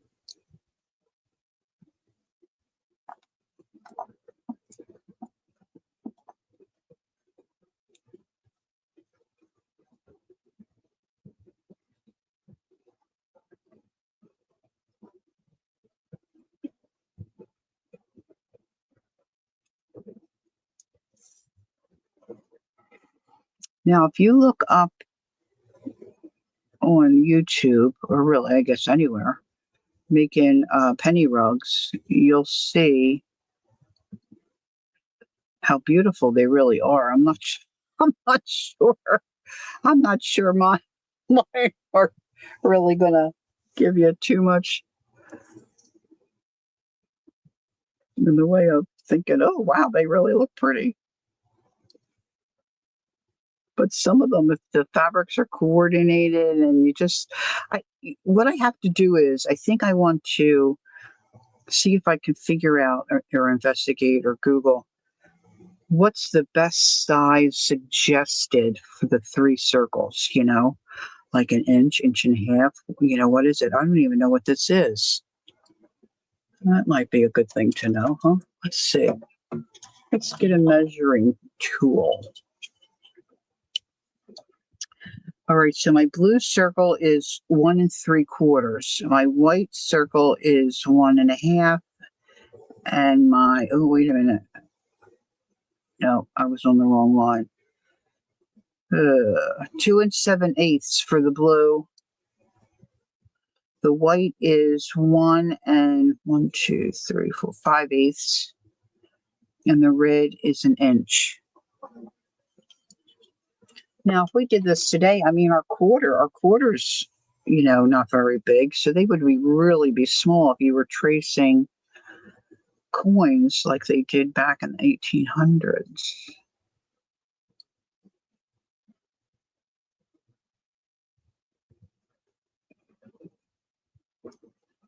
But it would be fun to do one that looks like sunflowers or bumblebees, the black with yellow. I think I just love them, really. I don't mind making them either. I think this is kind of fun.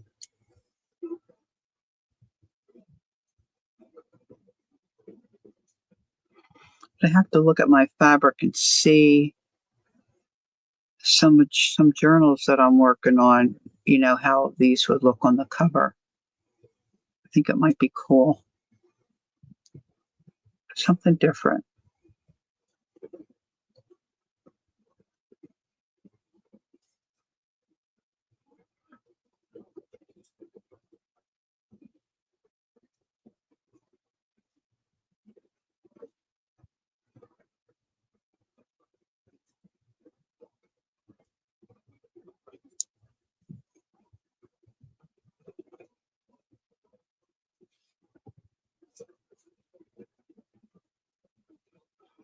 Well, if anybody had trouble sleeping, this would certainly put you to sleep, huh?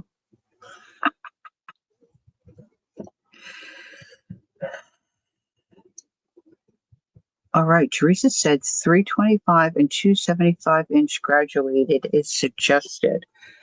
Okay, but that's only 2 circles. Teresa, do you have the Sizzix die that has the 3 circles on it? I'll bet you she does.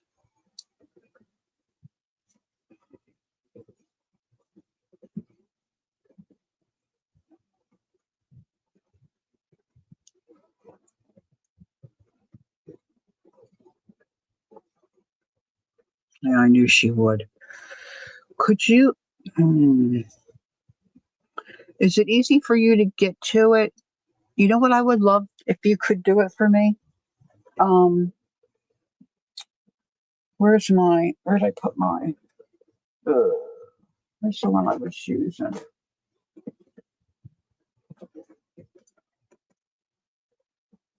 Oh, you have 5 circles? I thought this lady that I watched a video a couple years ago, I thought hers had 3. Yours has 5, huh? The one I have has 4, but they're all so close. They don't graduate enough, for me to have enough room. Of course, I could take smaller stitches, but yeah, 5 might be good. Maybe that's what I'll look for. I was just wondering if there was a name on the end of yours, or like a model number. What did I do with? Just had the freaking thing sitting here.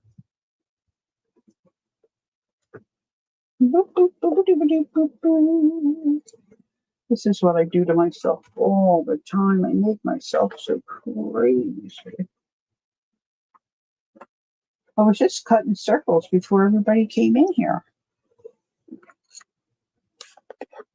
Here it is. Jeez. This is mine. But it just says circles. But see, it's got this number here.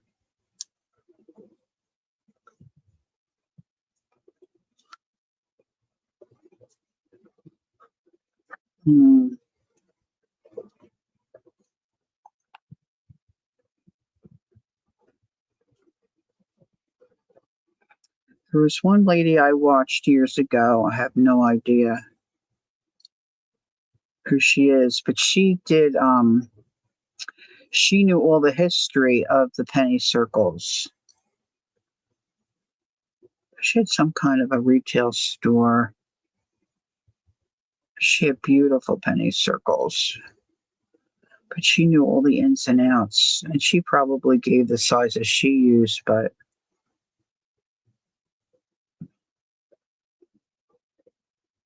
I use 2.5-inch to make my coins. Oh, you do? Cut them and measure to see what you have. Yeah, that's what I have here. That's what I just measured.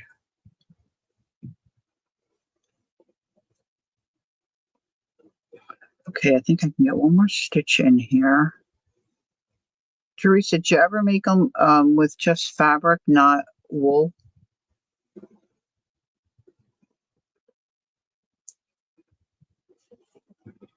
All right, so there's my last stitch. I'm going to tuck my needle under and pull that little guy, the first stitch up straight. And I'm going to go down through. No, okay. I was just wondering how they look. See, now that time I pulled it, went down in. I don't want it to look like that. So I'm going to give it a little zhuzh, a little pull here.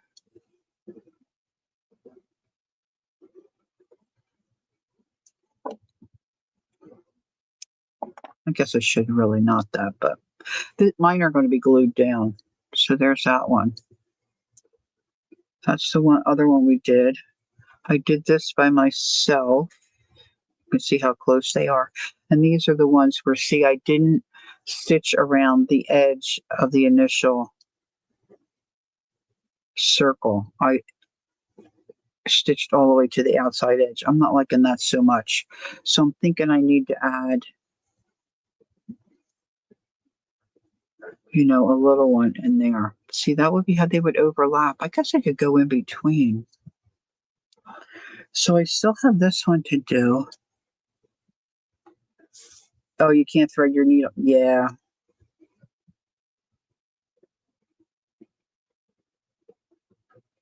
Yeah, I forgot about that.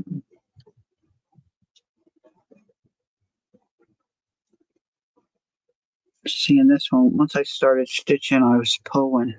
This thread here, I just used crochet cotton. I think that's what, number 10. But see, I like this combo.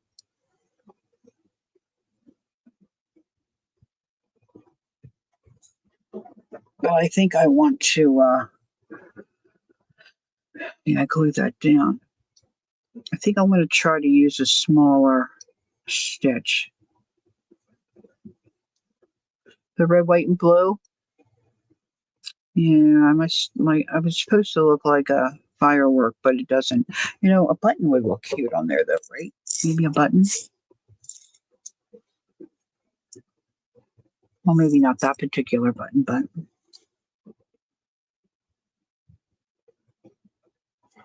so I will put that on first, so then I don't have to see or try to fuss to get it on. Of course, I could glue it. I could glue it. I could glue it. But anyway, this is my new obsession, at least for the next day or two. Between that and the yo-yos, over here I've got, look at this. This is how goofy I am. These are my yo-yos that I'm stitching together to put on that. Let me see if I can get. Yeah, but even those, don't you find, Joyce, even those, are they the ones that you just push down, the thread goes in the needle? I have a hard time using those too.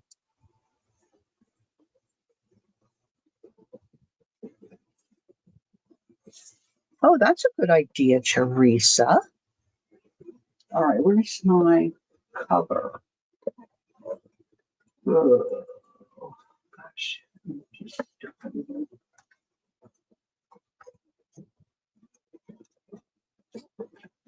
There it is. Oh, I see it.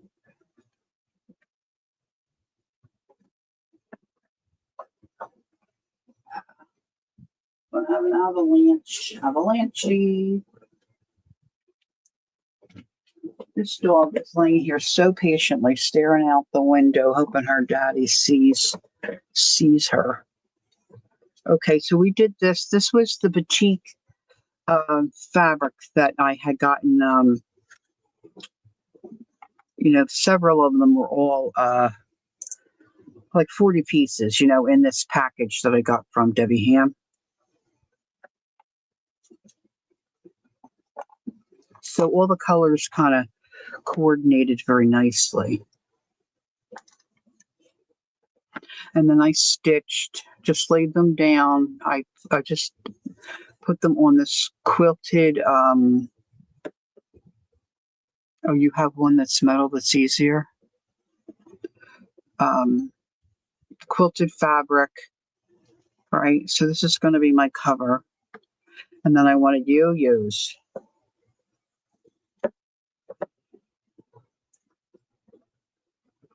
So I started stitching them. I got two. This is just a mess here. Look. But look how cute it will look if I get it. I should just do this right now. Like when you guys leave. Wait a minute. Making those little yo-yos is not easy.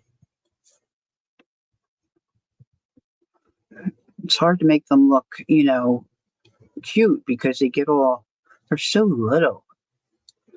But see, isn't that cute? But like, what if you did, like I did, a coordinating colors?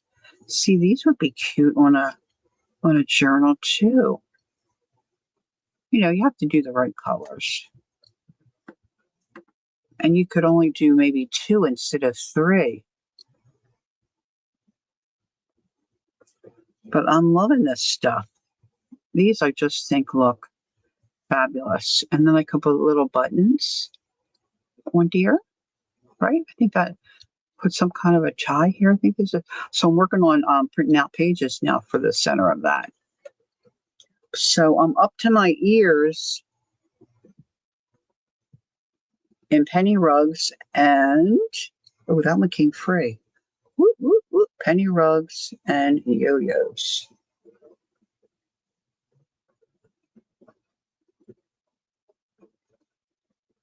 So that's it for me for today.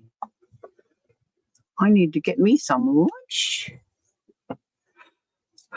What kind of rug are you making? What size? Oh, who's making a rug? It came in a big box of embroidery thread I bought on Amazon. Oh, a metal threader? Who's making a rug?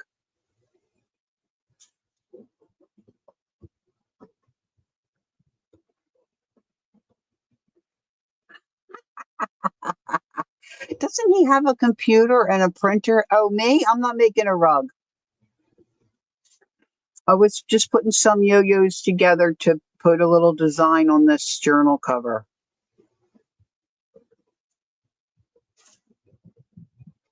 And then I'm working on some other stuff. I wanted penny rugs to decorate pockets and stuff for in and on my journal covers. Thanks, Teresa.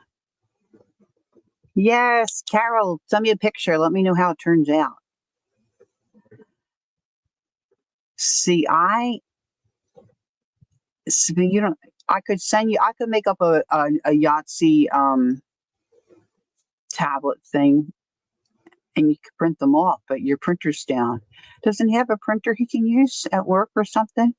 He's got to be savvy on using. See, I used to love doing that, making forms, designing and making forms when I worked. I like doing that stuff. Of course, it wouldn't look exactly like Yahtzee, the Yahtzee one, but could probably get it. You ordered more? Good girl. I wanted to suggest that, but thought I would keep my mouth shut. So how come you didn't go today, Cal? Didn't want to go more than once in a week? Now I'm being nosy. I can ask you later.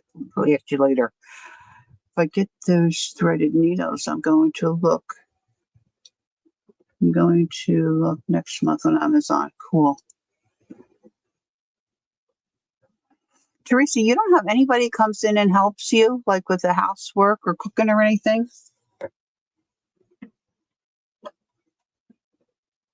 Because that person could maybe thread a needle for you. So, I know I didn't tell Kelly in this, but some of you know. Well, I don't know how Pearl found out, but Pearl found out. Look how tiny this little needle is.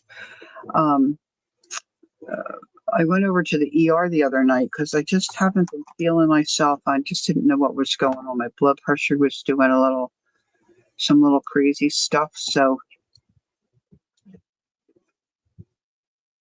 oh, Cal, I apologize.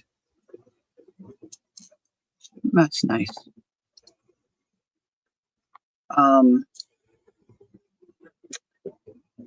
So usually when they take blood and I get the IV, I bruise pretty easily. So usually where they take it, I get bruised. So this nurse was fabulous. I mean, it hurt a little bit, but she did great. I didn't turn black and blue.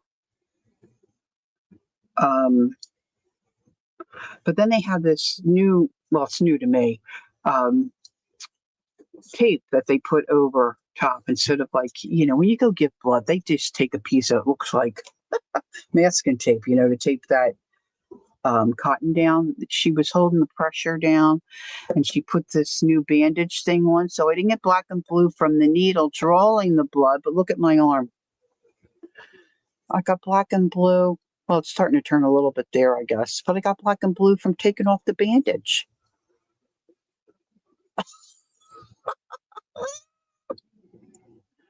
Isn't that crazy? Oh, gosh, guys, it's always something. It's always something, right?